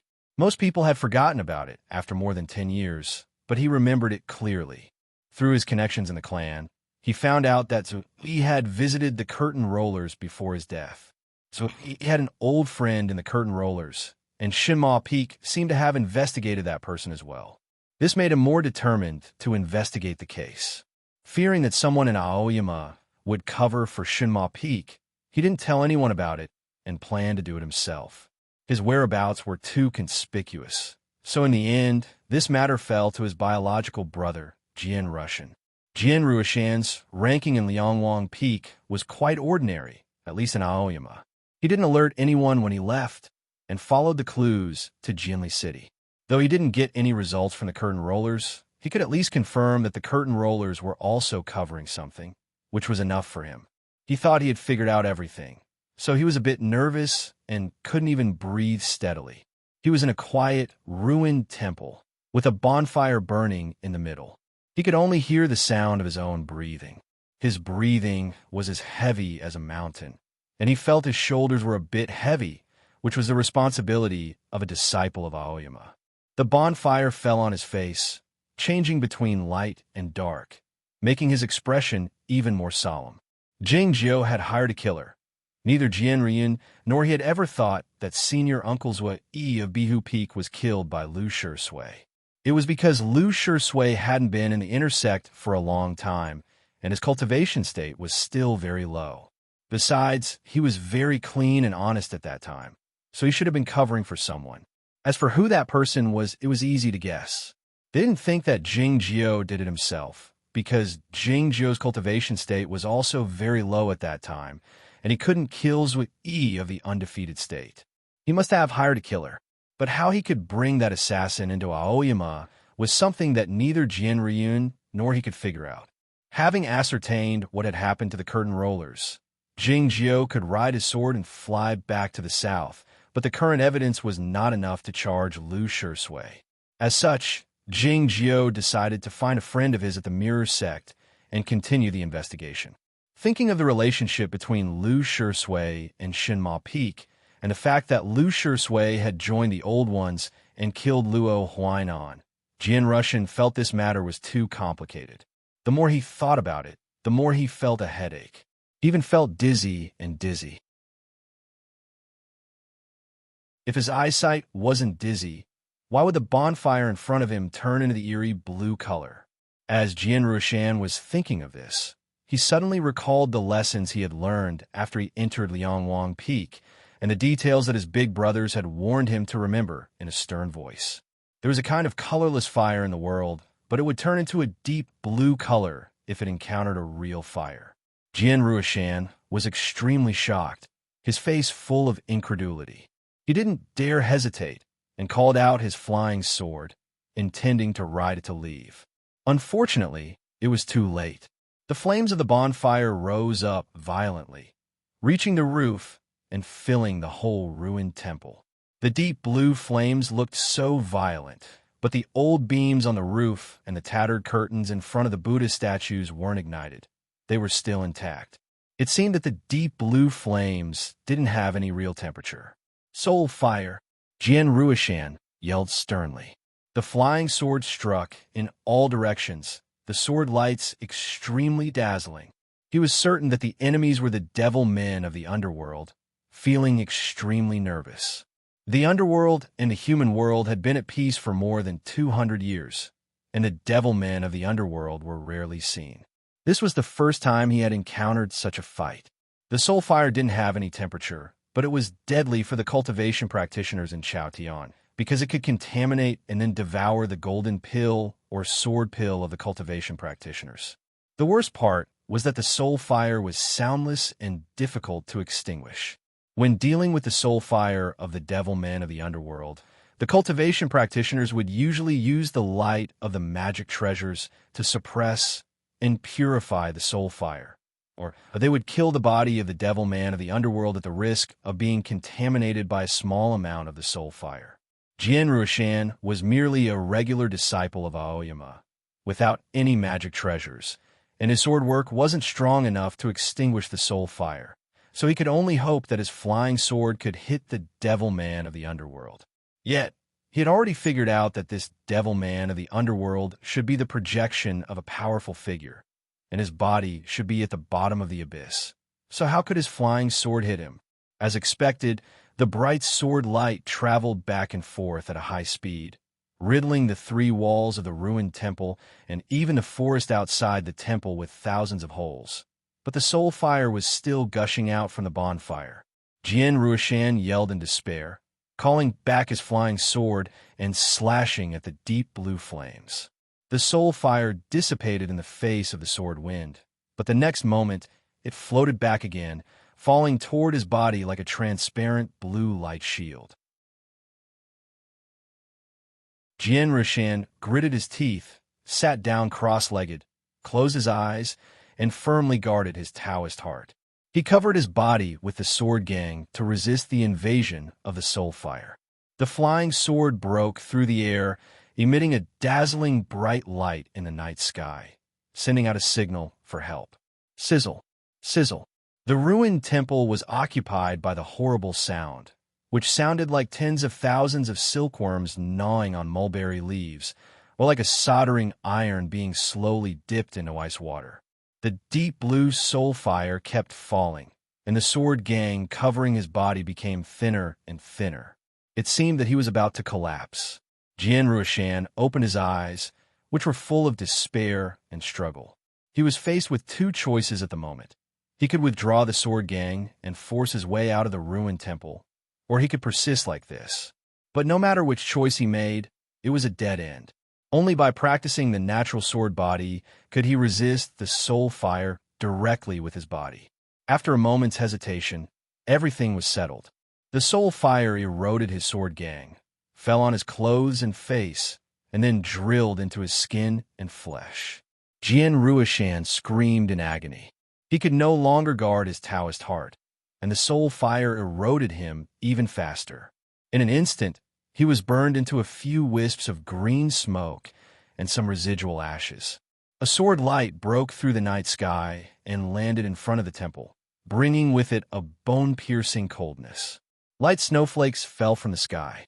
The bonfire in the ruined temple didn't weaken. Instead, it burned more fiercely. The remnants of the soul fire faded away gradually until they disappeared without a trace. Duan Liantian walked into the ruined temple, his expression grave. He was a newly promoted elder of the Shangda Peak, known for his ruthlessness. He had personally investigated the case of Lu Shisui stealing and eating the devil pill and practicing the secret deviant methods. It was during that trial that he suddenly discovered that Lu Shisui had something to do with the death of Zhe Yi of the Bihu Peak. Recently, there had been some rumors in the Nine Peaks. Duan Liantian recalled the case from a long time ago and began to pick it up again. Like Jian Ruiyun, he found some clues. To be more precise, he found that Zui Yi's old friend used to be the curtain rollers of Jianli City. He came to Jianli City today, but found that someone had beaten him to it. While he was feeling vigilant and confused, he suddenly saw a sword light outside the city in the Immortal House. The sword light was extremely bright, illuminating a small part of the night sky. It was the signal of the disciples of Aoyama for help. Without hesitation, Duan Liantian rushed to the outskirts of the city as fast as he could. He found a ruined temple, but found nothing there except for a bonfire.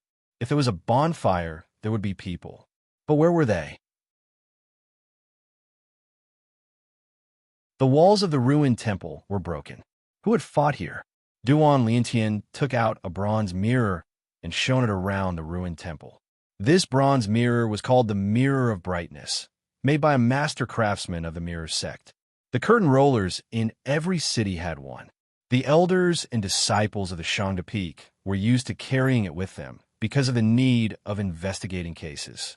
Duan Liantian was shocked when he saw the blurry images reflected by the bronze mirror, his face looking terrible. It was a devil man of the underworld. As he was about to continue searching for traces and clues, more snowflakes suddenly fell down. The snowflakes falling down this time were much bigger than those when he arrived by riding his sword. The sword light dimmed, and Shi Yin appeared in the ruined temple. Duan Liantian was a bit surprised. He stepped forward and bowed, saying, "Greetings, big brother." Shi Yin looked around, frowning slightly. Duan Liantian said, "A disciple died. I don't know which peak he came from." "Let's go back first," said Shi Yin.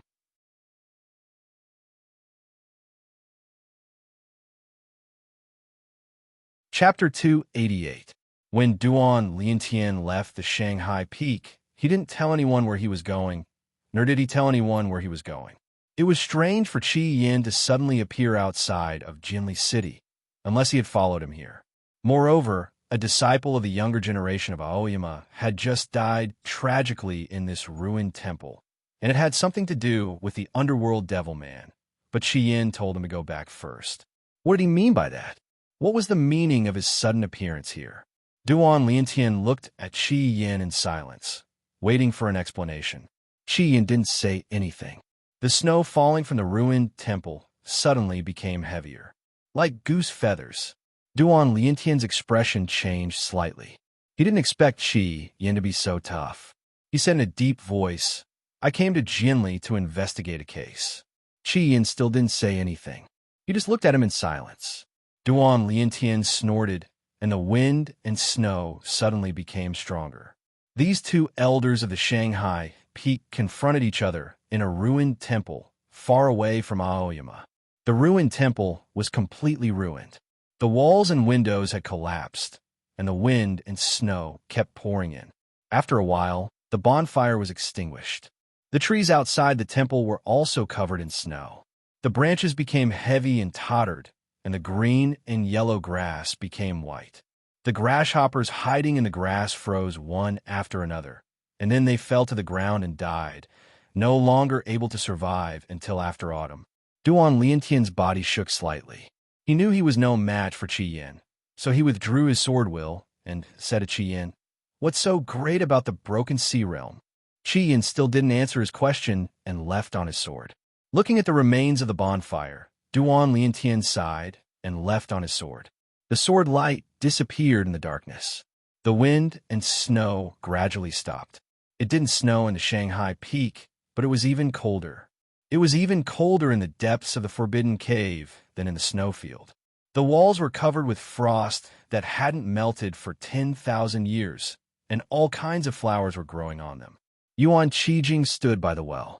It was unclear if he was still looking at the scenery at the bottom of the well, but he didn't turn around when he heard the footsteps and the salutes. "I have the right to leave the mountain to investigate cases. I don't understand why you stopped me and brought me back." Duan Liantian seemed to be in the right, but everyone could hear the uneasiness in his voice. Yuan Qijing said nothing. Qi Yin asked, "Who asked you to investigate Zui Yi's case?" Duan Liantian said, "This is a case I handled. Why can't I investigate it?" Qi Yin then asked, "You didn't investigate for more than 10 years. Why do you suddenly want to investigate now?" "Lu Shui hasn't been in Aoyama for the past dozen years, so how am I supposed to investigate?" Duan Liantian was a little annoyed. Qi Yin slightly raised his brows and said, "Do you know that Marshal Nephew Lu has made a great contribution to my Aoyama?" Duan Liantian hesitated for a moment before saying, "I didn't think too much about it. I only know that I'm absolutely not mistaken. Lu Shui must have something to do with Zui Yi's death. Otherwise, why would he refuse to say where he went that night? What is he hiding? You wouldn't say it even if you died. That's a good way to say it." Qi Yin looked at him indifferently and said, "Back then, you thought he was a traitor who stole the demon core and learned the secret methods of the evil path, so you tortured him very severely. Now, he has returned to Aoyama in glory and has become a meritorious minister. Don't you panic?" Duan Liantian's expression changed slightly, and he said, "Both you and I didn't know that the immortal sect master asked Liang Wang Peak to do this. Do you want me to take responsibility?" Qi Yin said indifferently, "The problem is that Lu Shui won't forget the suffering he has suffered. With his current future, it's reasonable for you to be panicked." Duan Liantian was really panicked, and he hurriedly explained, "I don't deny that I have such an idea. If something happens to him, I don't have to worry about him holding a grudge. But the problem is that I didn't lie.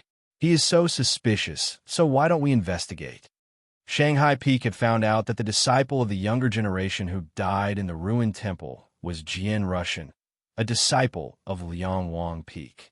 In addition to Zui Yi's case, Jian Rushan's death seemed to be some kind of proof, or at least an explanation. Jian Rushan was killed by a devil of the underworld. It was similar to the way Wei Chunzi died in Zhongzhou School. The cultivation circle generally believed that Bulo Lin killed Jian Rushan to silence him. The Dace Devil in the Muddy River and the many files found in the cloud platform all proved that Bulo Lin had indeed colluded with the underworld in recent years. Now that the cloud platform had been destroyed and the Western Sea Sword School had retreated to the distant sea 2,000 miles away, who else could continue to use the underworld to kill people?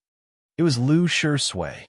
Duan Liantian gritted his teeth and said, "We all know that Shi Wang's son appreciates him very much, and those files and testimonies have all mentioned it. If the method or channel of communication between Bulo Lin and the underworld has been preserved, it is most likely to fall into his hands." Hearing this, Yuan Qijing finally turned around and looked at him, asking, "What on earth have you found out?" Duan Liantian said, Zui Yi's connection in the curtain rollers is called Lin Huangyan. This person disappeared after Zui Yi's death, and he was found dead a few years ago. Continue, Yuan Qijing said expressionlessly. Duan Liantian said hesitantly, I've read the files of the curtain rollers and confirmed that Lin Huangyan was investigating the master of the Shinma Peak at that time.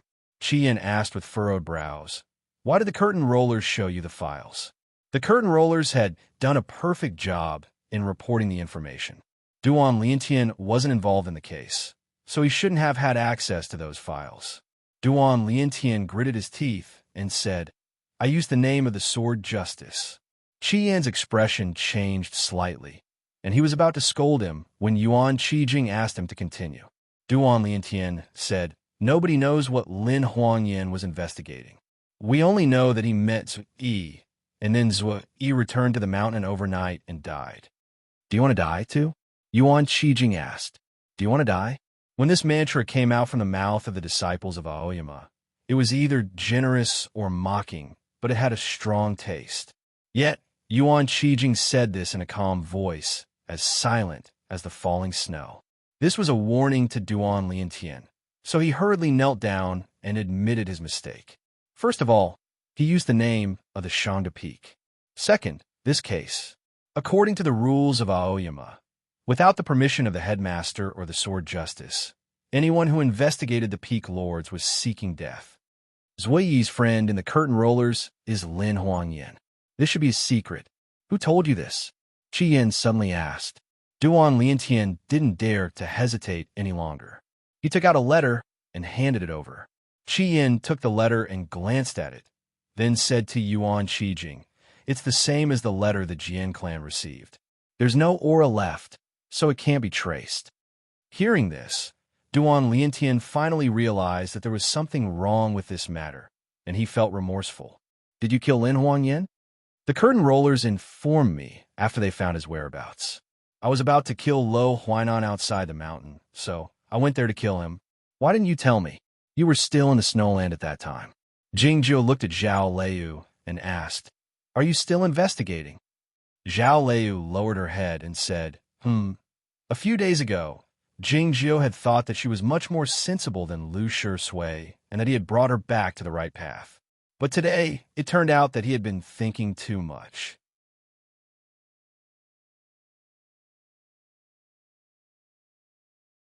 Chapter 289. Because I'm not reconciled to it. Zhao Liu lifted her head and stared into his eyes bravely, saying, I just want to know who is the culprit behind the failure of Senior Grandmaster's ascension. Jingjiu said, Back in Chaonan City, I told you that Lei Poyan smuggled the Thunder Soul Wood into the sword jail in order to rescue that person. It had nothing to do with ascension. Yi was a member of Bihu Peak, so he should have been involved in this matter. Zhao Liu investigated this matter through the curtain rollers, and Lin Huangyan informed Zui Yi after he found out about it. Zui Yi wanted to kill her, but he was killed by Zhao Liu and Jingjiu on the Sword Peak. The investigation of Bihu Peak had ended at that moment. I don't understand, said Zhao Liu. Jingjiu said, Lei Poyan died in the end. This kind of thing doesn't need any evidence.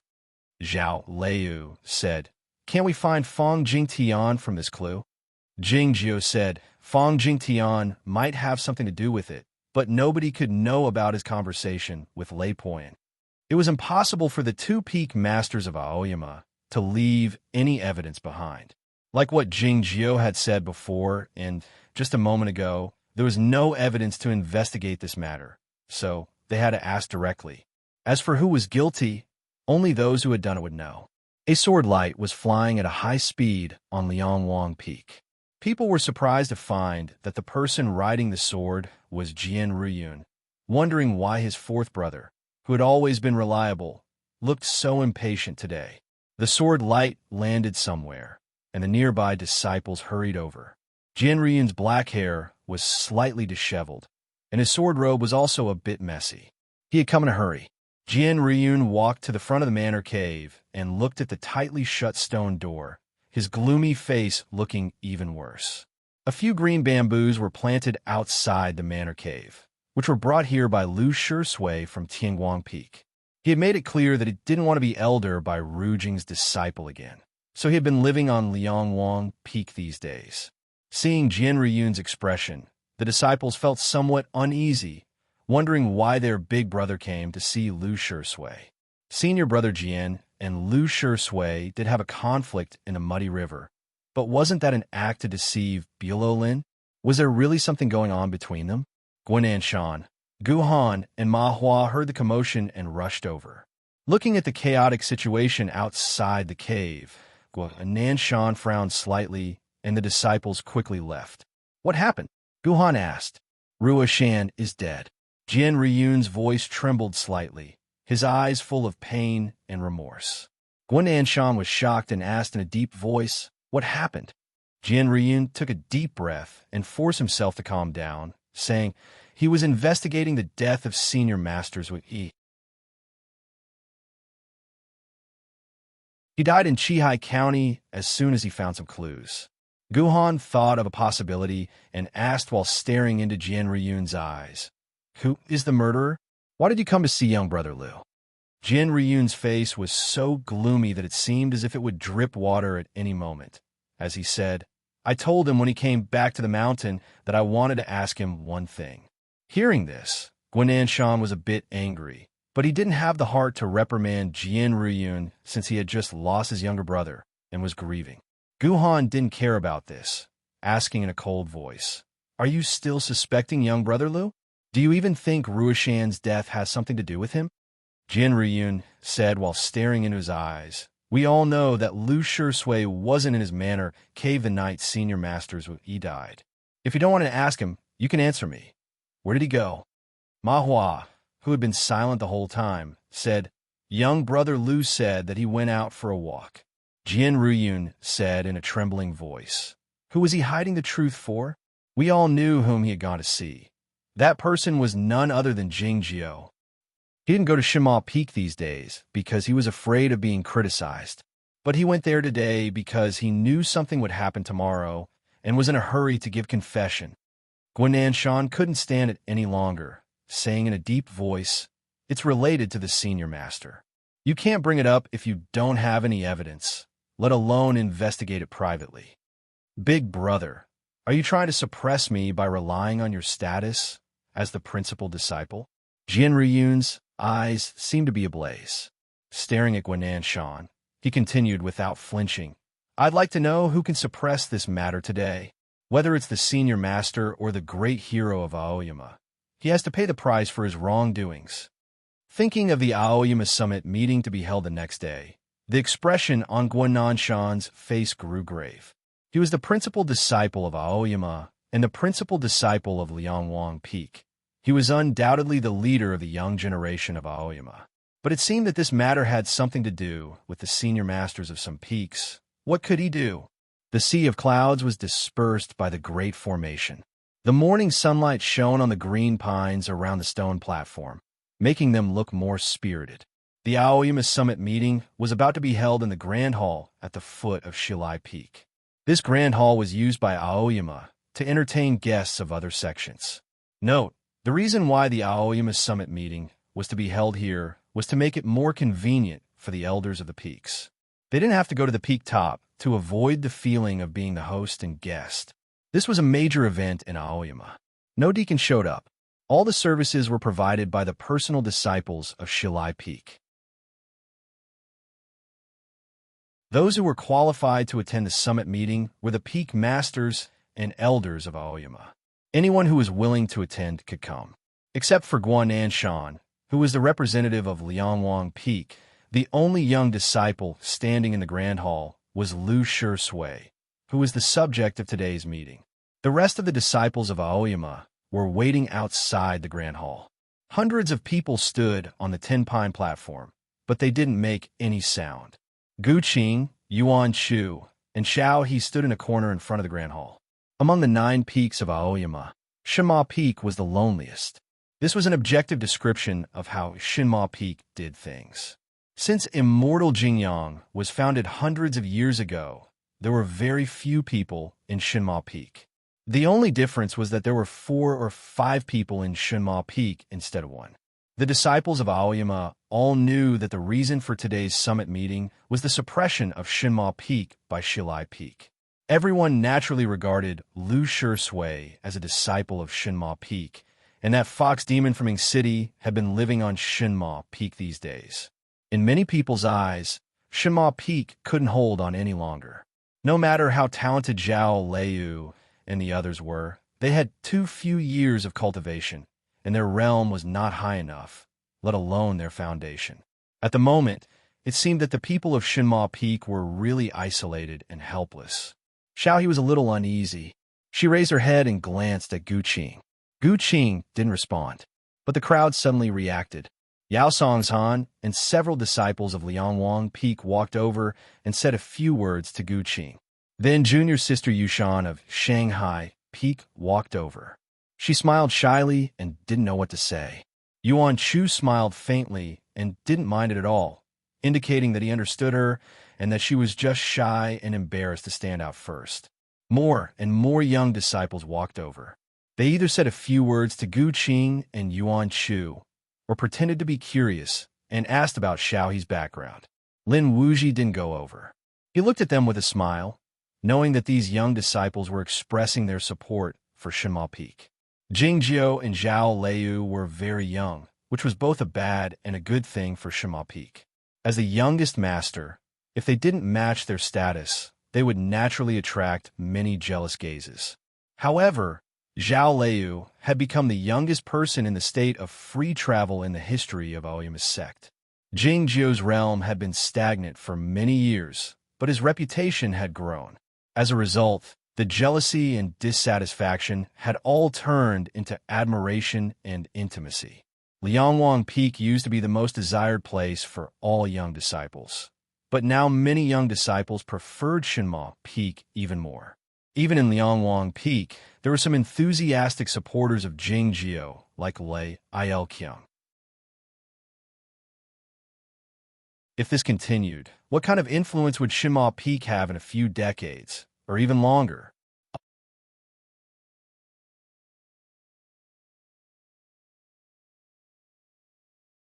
Chapter 290. There were 9 seats in the Grand Hall of Shilai Peak.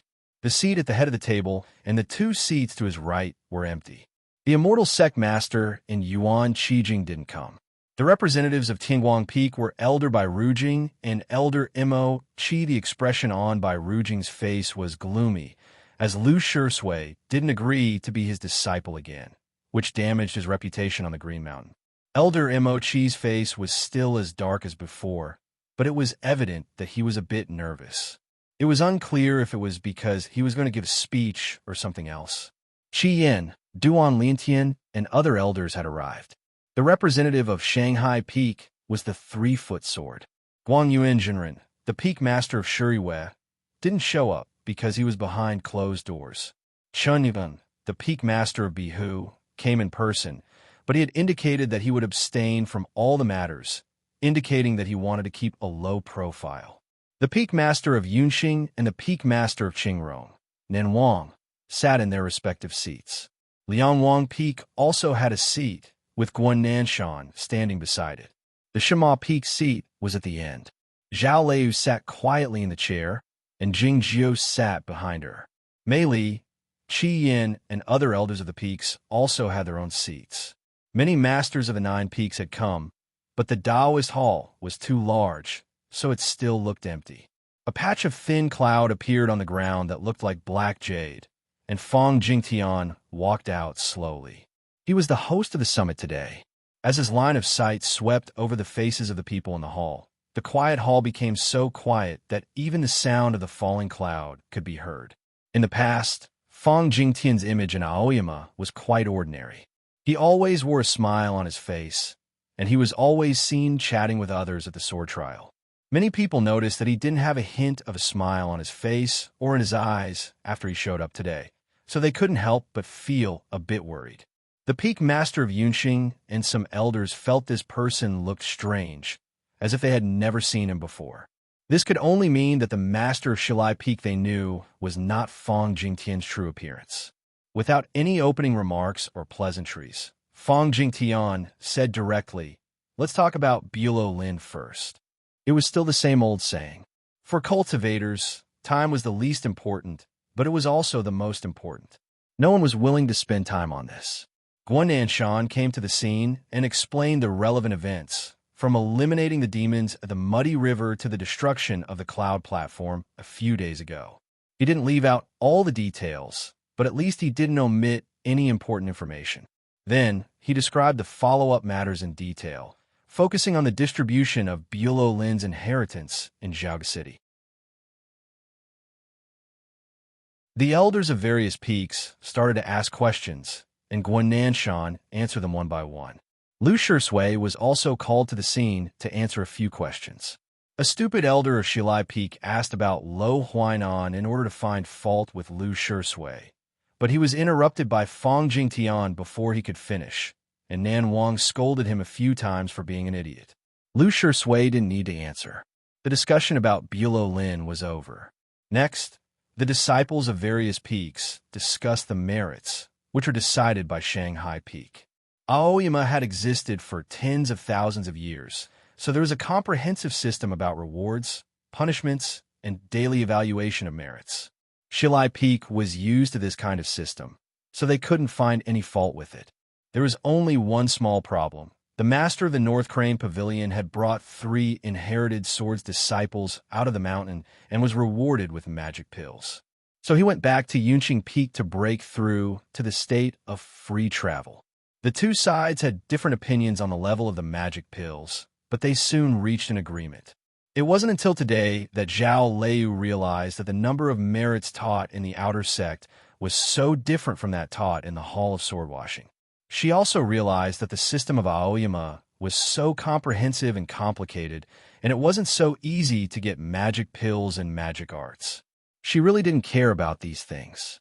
There were too many magic pills and magic arts left by Senior Grandmaster Jingyang, and there were too few disciples in Shima Peak.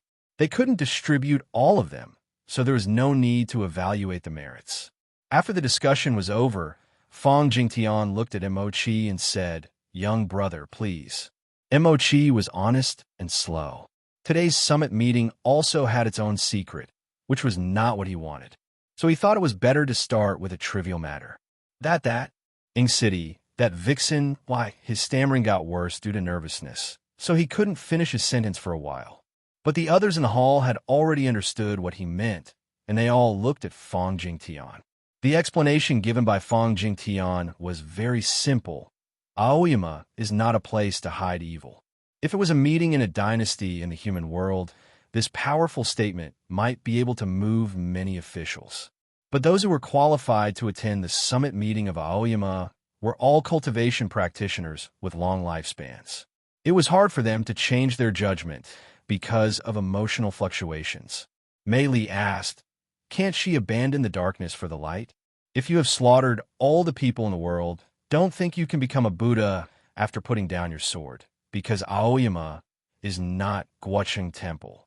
Fong Jingtian looked at Lu Shui and said, "She has been in Bulow Lin for more than 20 years. You should know better than us how many evil deeds she has done and how many innocent people she has killed." Lu Shui didn't say anything. He had known that these things couldn't be concealed. After the cloud platform was destroyed, all the files were taken away by the Orthodox sects, and the Pure Heaven Bureau of the Imperial Court was in charge of sorting them out. Of course, they had to inform all the sects about the progress. An elder of Shilai Peak came to the meeting room and distributed the relevant files compiled by the Pure Heaven Bureau to the crowd. Seeing the clear records on the files, the expressions of the elders of the peaks changed slightly. Mochi opened his mouth, wanting to say something, but he couldn't make a sound in the end. Zhao Leu put the files down by the table after glancing at them. She didn't pass them to Jing Jiao because she knew he didn't care about them. Lu Shui didn't take the files. He had read them a few times in the quiet room of the cloud platform, so he knew what they were about. Considering the crimes this vixen has committed, her death sentence is enough to reward her. It's enough that she is still alive. It's impossible for her to stay in Aoyama. Fong Jingtian, made a conclusion on the matter calmly. Nobody objected. Lu Shui remained silent. Elder Mo Chi glanced at him sympathetically, and then asked Fang Jingtian again.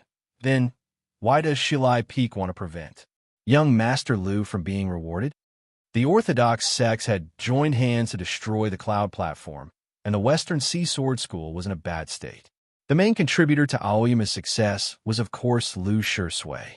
Normally, the Aoyama sect should have rewarded him with magic medicines and magic treasures a long time ago, but they had delayed it because of Shilai Peak. This was the main topic of today's summit meeting of Aoyama.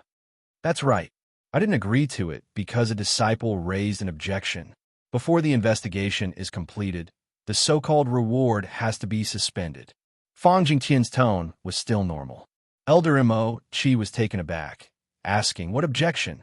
Jian Ryun walked out from the deep end of the hall, his face pale and haggard, and his eyes slightly red.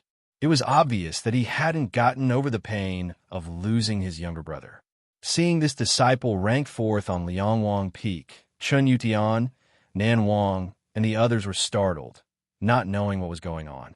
Lu Shui took a glance at Jing Jiao, and then withdrew his gaze.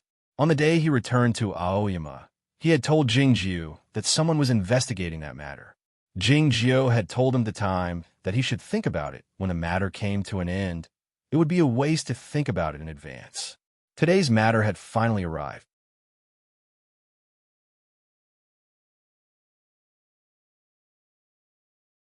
Chapter 291. Everyone knew that Jian Ryun's appearance was aimed at Lu Shui. Unexpectedly, Fang Jingtian didn't ask the questions himself. Instead, he asked Shangda Peak. Qian took the file provided by Shilai Peak and skimmed through it. Then he looked at Jian Ryun and said, You accuse Lu Shui of having something to do with the death of Zhou Yi of Bihu Peak 13 years ago. The disciples of Aoyama had been waiting for the news outside the hall. Knowing that she couldn't stay in Aoyama, Xiaohe's face turned pale, but she didn't say anything. Yuan Chu couldn't bear it, so he comforted her in a low voice. Looking at the tightly closed door of the grand hall, Gu Qing waited in silence for the bad news. The bad news came quickly. All the disciples knew Elder Qi Yan's question. Some of them were shocked speechless, and some were at a loss. Who is Zhou Yi of Bihu Peak? Whispers could be heard under the pine trees, and the discussions were endless. Under the reminders of some of their fellow disciples, the disciples recalled that matter. Back then, there was a senior master of Bihu Peak who was in the upper state of the undefeated realm and had a chance to enter the free travel realm, but he died suddenly one year. His head and body were separated and thrown by a stream. This incident had caused a great shock in Aoyama. But as time went by, the disciples who were focused on cultivation gradually forgot about it until it was suddenly mentioned today. How could Lu Shui have anything to do with this incident? Most of the disciples of Aoyama thought this accusation was ridiculous, but some of them thought that Lu Shui even dared to kill Lo Huainan. Although it was said that there was an inside story behind this incident, and even Zhongzhou School didn't investigate it. It was Lo Huainan after all. Later, the disciples learned that it was Jian Ryun who accused Lu Shui. Shocked, they looked at the place where the disciples of Liangwang Peak were standing subconsciously. Guhan's face was extremely gloomy. Ma Hua squinted his eyes, and there was no smile on his face. He gave off an unfathomable feeling. Whether it was the former or the latter, it seemed to prove indirectly that Jian Ryun's accusation wasn't completely absurd. Yuan Chu looked at Ma Hua and said uneasily, Does Senior Brother Ma know something? What the hell does he know? Just because he's a little smart, he thinks he's always in control and can predict people's hearts and the truth. In reality, he's extremely stupid. It was rare for Gu Qing to swear. He did not like Ma Hua. When he was a sword boy for Guinan Shan on Liangwang Peak, he often saw Ma Hua's smiling face, and he felt disgusted at that time. Inside the hall, I'm not sure about the specific relationship between him and Martial Uncle Zhou of Bihu Peak's death, but I'm sure that he wasn't in his abode the night Martial Uncle Zhou died. Jian Ryun said expressionlessly, Guhan knows it too. and Senior Master Duan had investigated this matter. Duan Liantian didn't expect his name to be mentioned so soon. Thinking of the sword justice's attitude, he couldn't help but feel his blood freeze. He said to the others, "That's right." Junior Master Lu admitted it at the time, but it doesn't prove anything. Jian Ryun ignored the exoneration in Duan Liantian's words and continued expressionlessly. My younger brother Jian Russian had been investigating the death of Senior Master a few days ago, but he was murdered by the devil men of the underworld outside Jinli City. I think someone tried to silence him. Qi Yin said expressionlessly, "You can ask me anything you want." Jian Ruyun turned to Lu Shui and said, "You didn't want to answer when we asked you what you were doing that night. We can understand that you needed to be guilty in order to enter Bulo Lin, but what about now? Can you tell me now?" Lu Shui said calmly, "The death of Big Brother Jian Russian has nothing to do with me." Jian Ryun was unmoved, saying, "What I want to know is where you were on the night Marshal Uncle Z died." "I don't want to answer this question," said Lu Shui. Upon hearing this, there was an uproar in the Grand Hall. After a moment of silence, Qi Yin said, "If it's a secret that you can't bring up in public, you can tell me in the isolation room, or you can go to Shanghai Peak and let the sword justice hear in person. I want to tell a third person about it." "No need," said Lu Shui. "I don't want to answer it, no matter where I am." Staring into his eyes, Qi Yin asked, "May I know the reason?" "I don't want to lie anymore," said Lu Shui. In the past 10-odd years, he had been living in a world of lies and deceptions, both in Aoyama and in Bulo Lin. It was not easy for him to get rid of that kind of life, and he didn't want to go back. The atmosphere in the Grand Hall grew more and more awkward. In the beginning, Lu Shui's refusal to answer the question indicated that there was something fishy going on, not to mention that he just didn't want to lie. Many gazes fell on Zhao Leiyu and Jingjiu, especially the latter. But Lu Shui didn't look at Jingjiu again. Zhao Leiyu's eyelids drooped slightly, waiting for Jingjiu to speak. In fact, everyone in the Grand Hall was waiting for him to speak. More than 10 breaths had passed, but Jingjiu didn't speak. Zhao Leiyu couldn't help but glance at him, and was surprised to find that his expression was so calm. Everyone in the Grand Hall was also surprised. Many people had forgotten the death of Zui of Bihu Peak, but no one could forget what Jingjiu had done at the sword trial in Aoyama. Fang Jingtian looked at Jingjiu in silence, and no one knew what he was thinking. The matter of Lu Shui was just a trivial matter. Even if he really killed Zui Yi, it was just a life for a life. But if Lu Shui could point out Jingjiu and Zhao Leiyu, then even a trivial matter would become a big deal, because they were at the Shinma Peak. The young disciples of Aoyama weren't jealous anymore, but it didn't mean that the older generation didn't feel the same. Everything could be summed up in 2 words. Why? For the Yunxing Peak Master and others, if something went wrong at the Shinma Peak, would it mean that Senior Grandmaster Jingyang's inheritance could be redistributed? For Guangyuan Jinren and those of Bihu Peak who were still in closed-door training, would the precious treehouse and more resources be returned to their hands? Time passed slowly. After a long time, Lu Shui remained silent, and so did Jingjiu. It was unknown who let out a sigh, but it was also unknown who said coldly, "Then let's do this. If you insist on not telling me where you were that night, I can only treat you as the suspect of this murder case even if I don't have any evidence." Qi Yin looked at Lu Shui and said, "I'll take you back to the sword jail until the result of the interrogation is out, or you're willing to answer that question. Are you convinced or not?" Duan Liantian glanced at him in surprise, thinking that if this was the sword justice's idea, why did he forcibly bring him back from Jianli? Lu Shui said, "I went to the sword jail back then, but I didn't say anything. I still think you're wasting your time." He didn't answer directly whether he was convinced or not. In fact, he was not convinced. The reason why he was the current Lu Shui was because of these 2 words. The news that Lu Shui was imprisoned in the sword jail spread outside the hall very quickly. Even those in the hall could hear the commotion outside.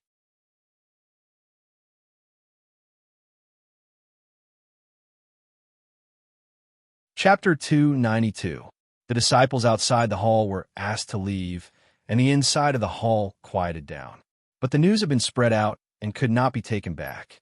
What they needed to do now was to implement the punishment.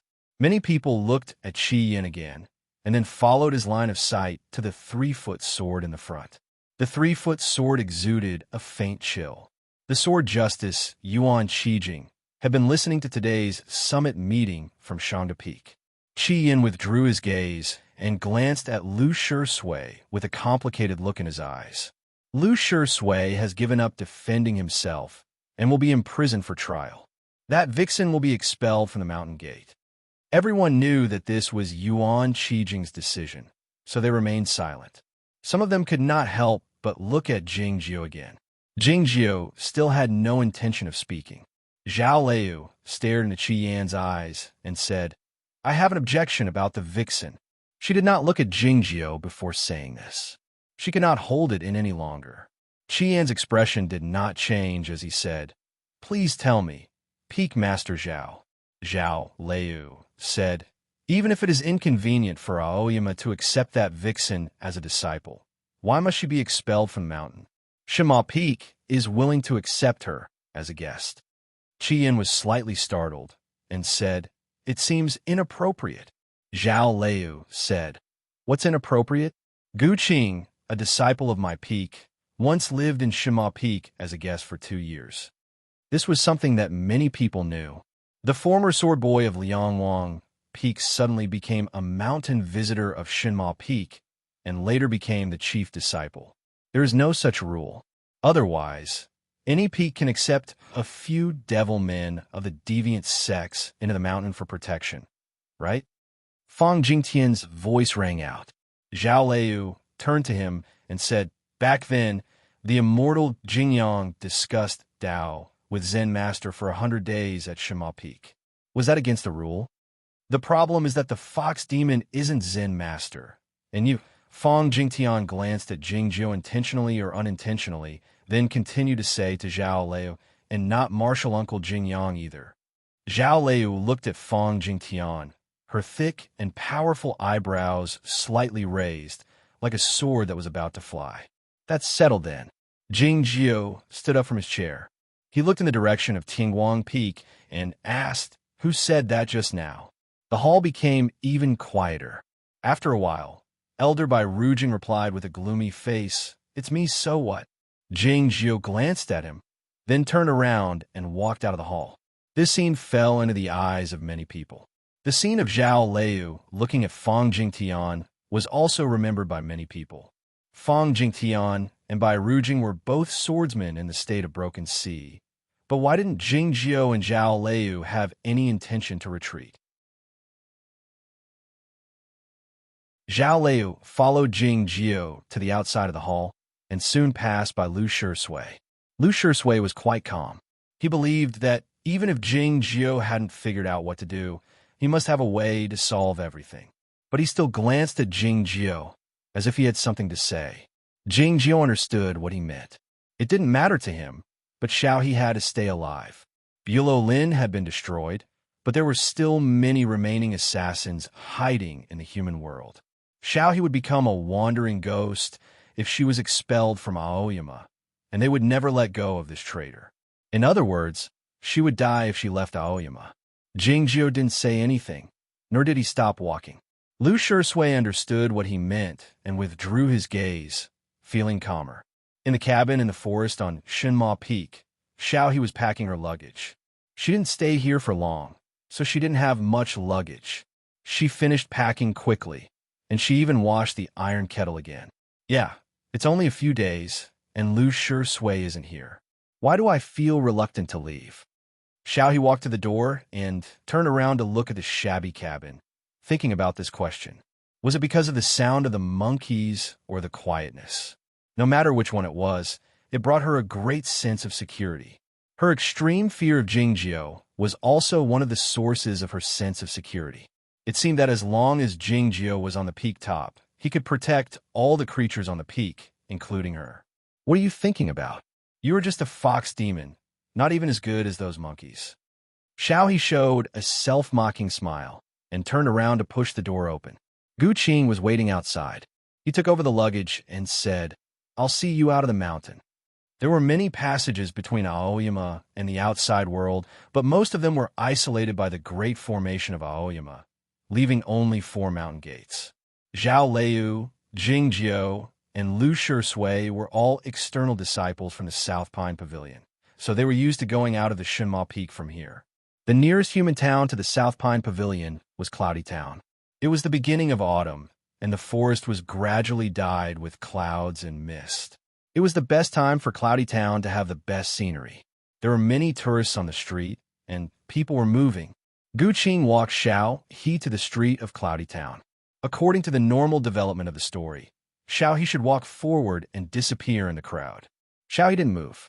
She lifted her head and looked at Gu Qing, her eyes full of uneasiness and timidity. She wanted to say something, but she didn't. Gu Qing knew it was true this time.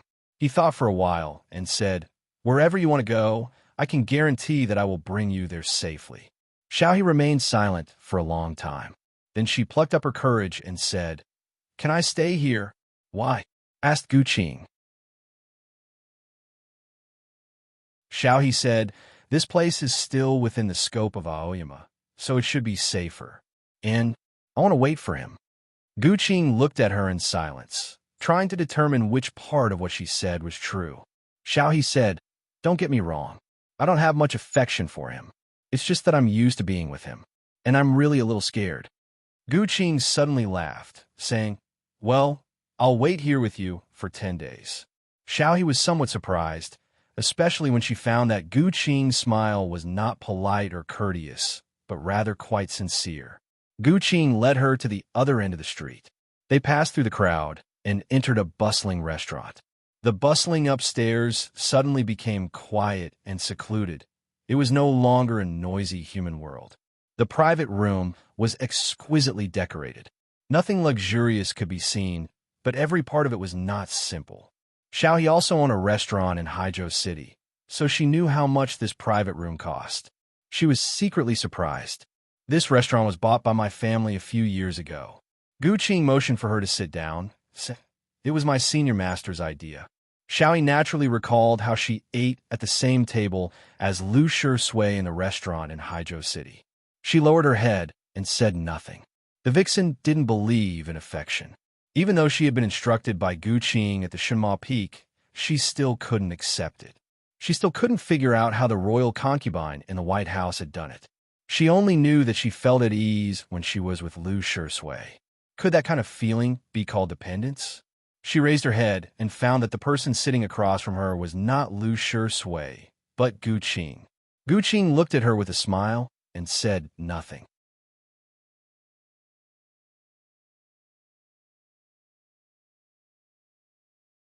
Chapter 293. In order to get rid of that embarrassing feeling, she continued to ask about the topic that Gu Qing had just mentioned. Why did Zhao Liu attach so much importance to this restaurant? I only know that this is the place where Senior Master Ant killed someone for the first time, but I don't know anything else. Gu Qing said, the person she killed was a disciple of the underworld. Xiao He's face suddenly turned pale. Gu Qing shook his head and said, "Don't think too much. We didn't mean to kill you." Xiao He still didn't dare to relax. She stared into his eyes and said, "I'm trouble for Lu Shui, no matter who comes here. If the problem of Bihu Peak was solved, Lu Shui's future would be bright. But if he always had a sinful vixen with him, he would be affected. And according to Lu Shui's style of doing things, this problem couldn't be solved unless the vixen disappeared completely. No wonder Xiao He was so vigilant and uneasy when she knew that this was the place where Zhao Liu killed someone for the first time. Lu Shui didn't treat you as trouble, so you're not trouble for him. In the same way, Lu Shui is not trouble for Shinma Peak." Gu Qing said with a smile, "But now it seems that Shinma Peak will indeed become trouble for Aoyama." That was because some people in Aoyama regarded Shinma Peak as trouble. In Xiao He's eyes, Gu Qing's smile was not so hateful anymore. It was confident and cute. 9 days later, the sun set as usual. The sun in Shangda Peak seemed to set faster than other places. The temperature in the mountain dropped sharply at night, and the pine trees on the cliffs gradually frosted. After all, he hadn't been here for several years. Yuan Chu felt a bit uncomfortable walking on a mountain path on the ice and snow. However, he still remembered those roads very well. It didn't take him long to find the residence of the disciples of Shangda Peak. He called out to junior sister Yushan without alerting anyone. Junior sister Yushan dusted off the ice and snow on his clothes with distress. She suddenly thought of something and hurriedly pulled him to a remote place behind a cliff. She asked nervously, "Why did you sneak here? It's impossible to save him."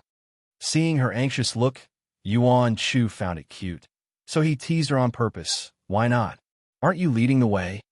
Junior sister Yushan glared at him angrily and said, "What are you thinking about? There's only one deep and terrifying passageway leading to the sword jail. I can't even get close to the forbidden cave residence, so how can I take you there? No, no, even if I could, I wouldn't bring you there. That's the sword prison." Yuan Chu thought to himself, "Isn't it just a well? Why are you exaggerating?" Then he was a bit surprised that junior sister Yushan knew about the forbidden cave residence and that well. It should be noted that ordinary disciples of Shangda Peak had no access to these things, not to mention that she had only been in Shanghai Peak for a few years. Due to various reasons, fewer and fewer disciples were willing to inherit the sword of Shangda Peak, let alone girls. Junior sister Yushan was the only female disciple of Shanghai Peak in the past several decades, so she was naturally favored. Yuan Chu didn't think of all this. He found that junior sister Yushan seemed to be living a good life in Shanghai Peak. Somehow, he felt a bit jealous. Junior sister Yushan didn't notice the change in his expression. She asked nervously, "What are you doing here?" "I don't know," Yuan Chu said blankly. "Senior uncle asked me to come here to find you, so I came." Junior sister Yushan was startled. "What does senior uncle Jingjiu mean?" she asked. Yuan Chu said, "Don't worry about it. The masters are thinking about things, and we just need to listen to them." Junior sister Yushan thought it was reasonable, but it was not convenient for senior brother to enter the cave residence to drink tea. What should we do next on such a cold night? Yuan Chu led her to the other side of the cliff. They passed through a small forest and came to a black stone protruding from the snow. The black stone was facing the starry sky, and below it was a field of cold-resistant wildflowers. Junior sister Yushan was wondering why senior brother was so familiar with the roads of Shangda Peak. Suddenly, she saw this strange and beautiful scenery and forgot about those questions. In front of the flowers and under the stars, let's talk casually. Yuan Chu was very familiar with Shanghai Peak, but there was someone who was more familiar with it than him. Jingjiu had lived here for a long time, even longer than the time he had lived on Shima Peak. At that time, both the Grandmaster and the Master were still alive, but they had been in closed-door training to prepare for their ascension. Senior brother was the Peak Lord of Shangda Peak, so he naturally cultivated here. Like Liu Ada, Jingjiu was still very young at the time. He was still interested in many things, especially since his cultivation state had improved too fast, so he had a lot of free time at certain stages when he needed time. As such, he often walked around Shangda Peak, looking at all the sceneries, and found many well-hidden passageways. Even senior brother and Yuan Qijing did not know these things as well as he did.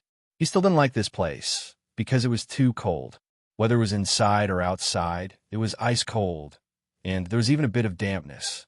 The coldness from the outside to the inside was naturally due to the existence of the sword jail. He was also very familiar with the sword jail, but he had never thought of rescuing Liu Shisui from the sword jail without anyone knowing, because it was impossible to hide from someone. Even if he could hide from heaven and earth, he still could not hide from the sword jail. No matter which passage he entered the sword jail, he would be discovered by the sword jail, and he would also be discovered by the sword jail when he left. As such, he had always wanted to know what the sword jail had done when his big brother escaped from it 17 years ago. A beam of starlight fell down from a high place in the sky. Looking up from below, the mouth of the well looked like a small dot. There was a large and spacious cave at the bottom of the well, which was dry and slightly cold. The starlight fell down like a beam of light, shining on the body of a black dog as large as a mountain. He was the principal guard of Aoyama, the dead dog. Jingjiu fell down along with the starlight. He didn't fall down from the mouth of the well, but from a secret passage among the cliff walls. He landed on the ground gently, the rims of his cloth dropping like the lotus leaves, making no sound. He didn't breathe, and it seemed that he didn't have a heartbeat or any bodily energy. He didn't even have a sense of existence, like a lifeless stone, even when facing a cultivation practitioner in the broken sea state. Jingjiu was certain that he wouldn't be discovered by the other party as long as his eyes were closed. Yet, he was certain that the dead dog had already discovered him. The dead dog had seen too many dead people. Even the real corpses without any temperature couldn't escape his perception. The dead dog opened his eyes and stared at Jingjiu in silence. The starlight shone on their bodies. The expression in the dead dog's eyes was calm, devoid of any emotion, like an ancient well without any ripples. Jingjiu was the only one who could see a hint of warmth in the deep end of the dead dog's eyes. The hint of warmth wasn't directed at Jingjiu. It was innate to him. "Thank you for your hard work over the years," said Jingjiu. The expression in the dead dog's eyes was rather nonchalant. "I thought you would like that child and be willing to teach him something." Jingjiu said, "Now that I think about it, it's indeed a delusion. No matter how similar he is still not my big brother."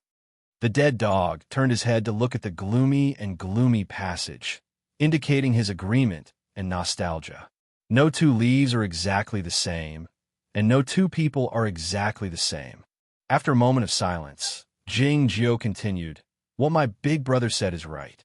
It's impossible for us to step into the same river." The dead dog shot a sympathetic glance at him. He knew that Jingjiu came to see him at the risk of being discovered, and he must have something to ask him in addition to taking that disciple away. "Did you let my big brother go?" asked Jingjiu.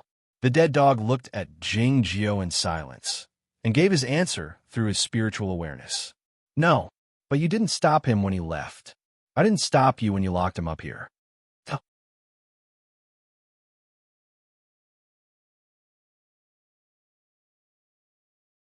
Chapter 294. One cannot step into the same river. A dog cannot have two masters. What would they do if that happened?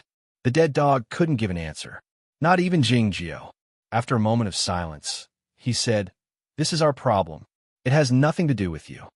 The dead dog closed his eyes. Jingjiu turned around and walked into the dark passageway, quickly disappearing. This was the sword prison.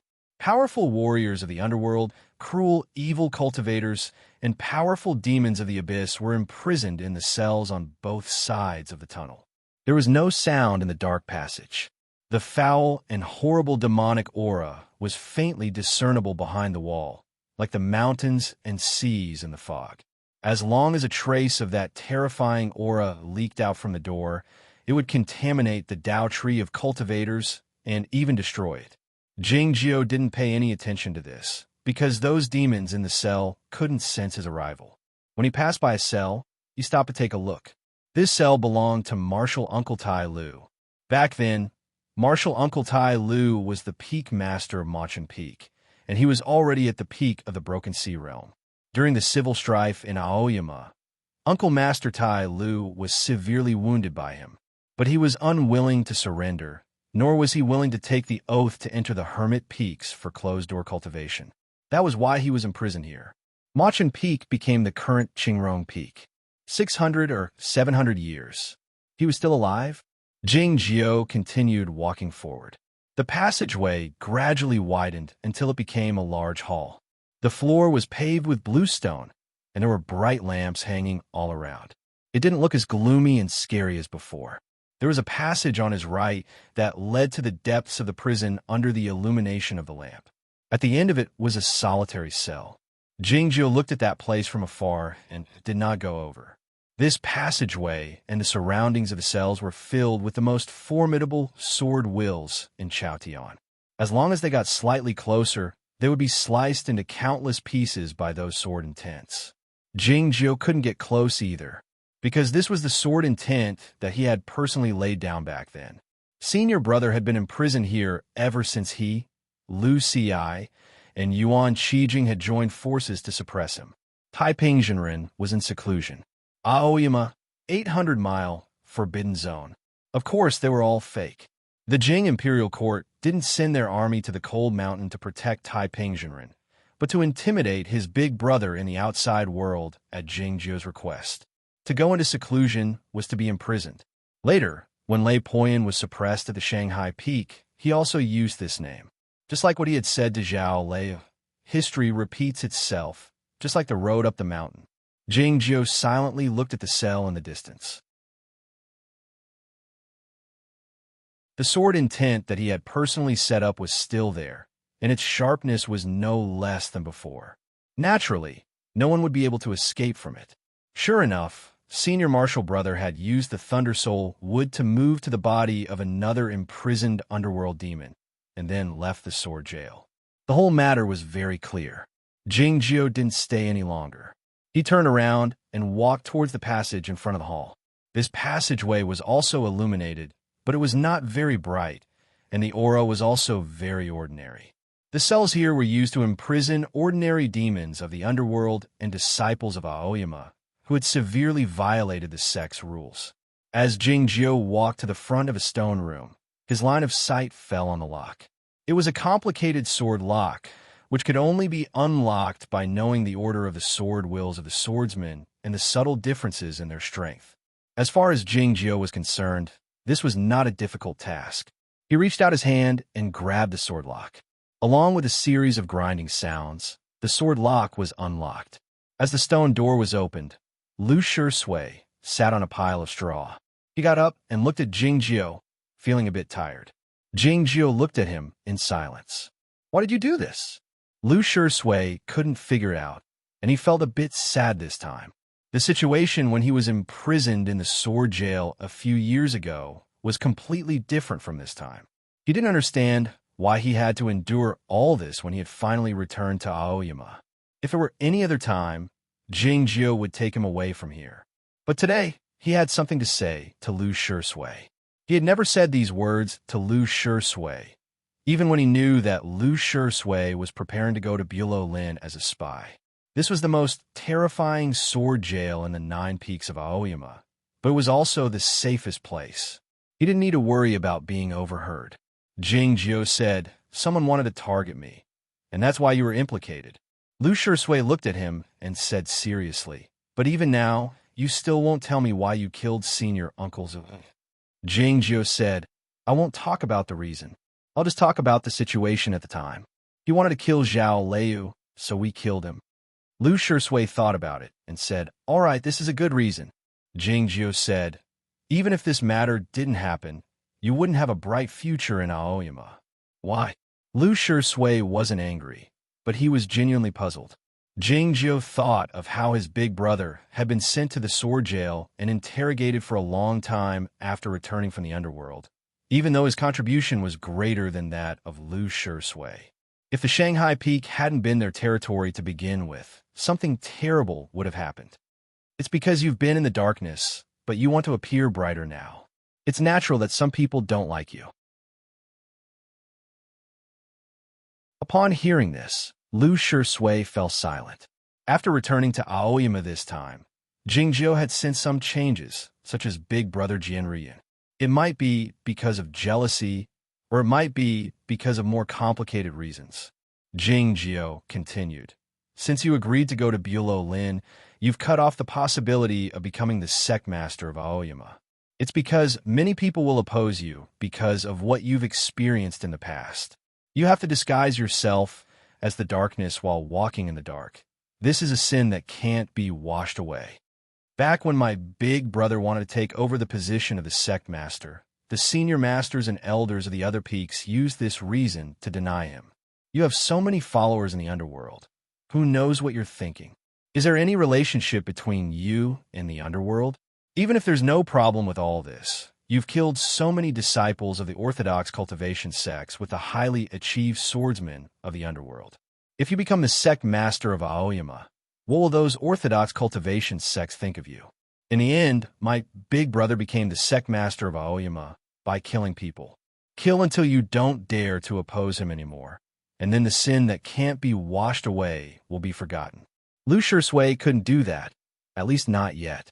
Then he would never become the sect master of Aoyama. I don't care about that. I've never thought of becoming the sect master.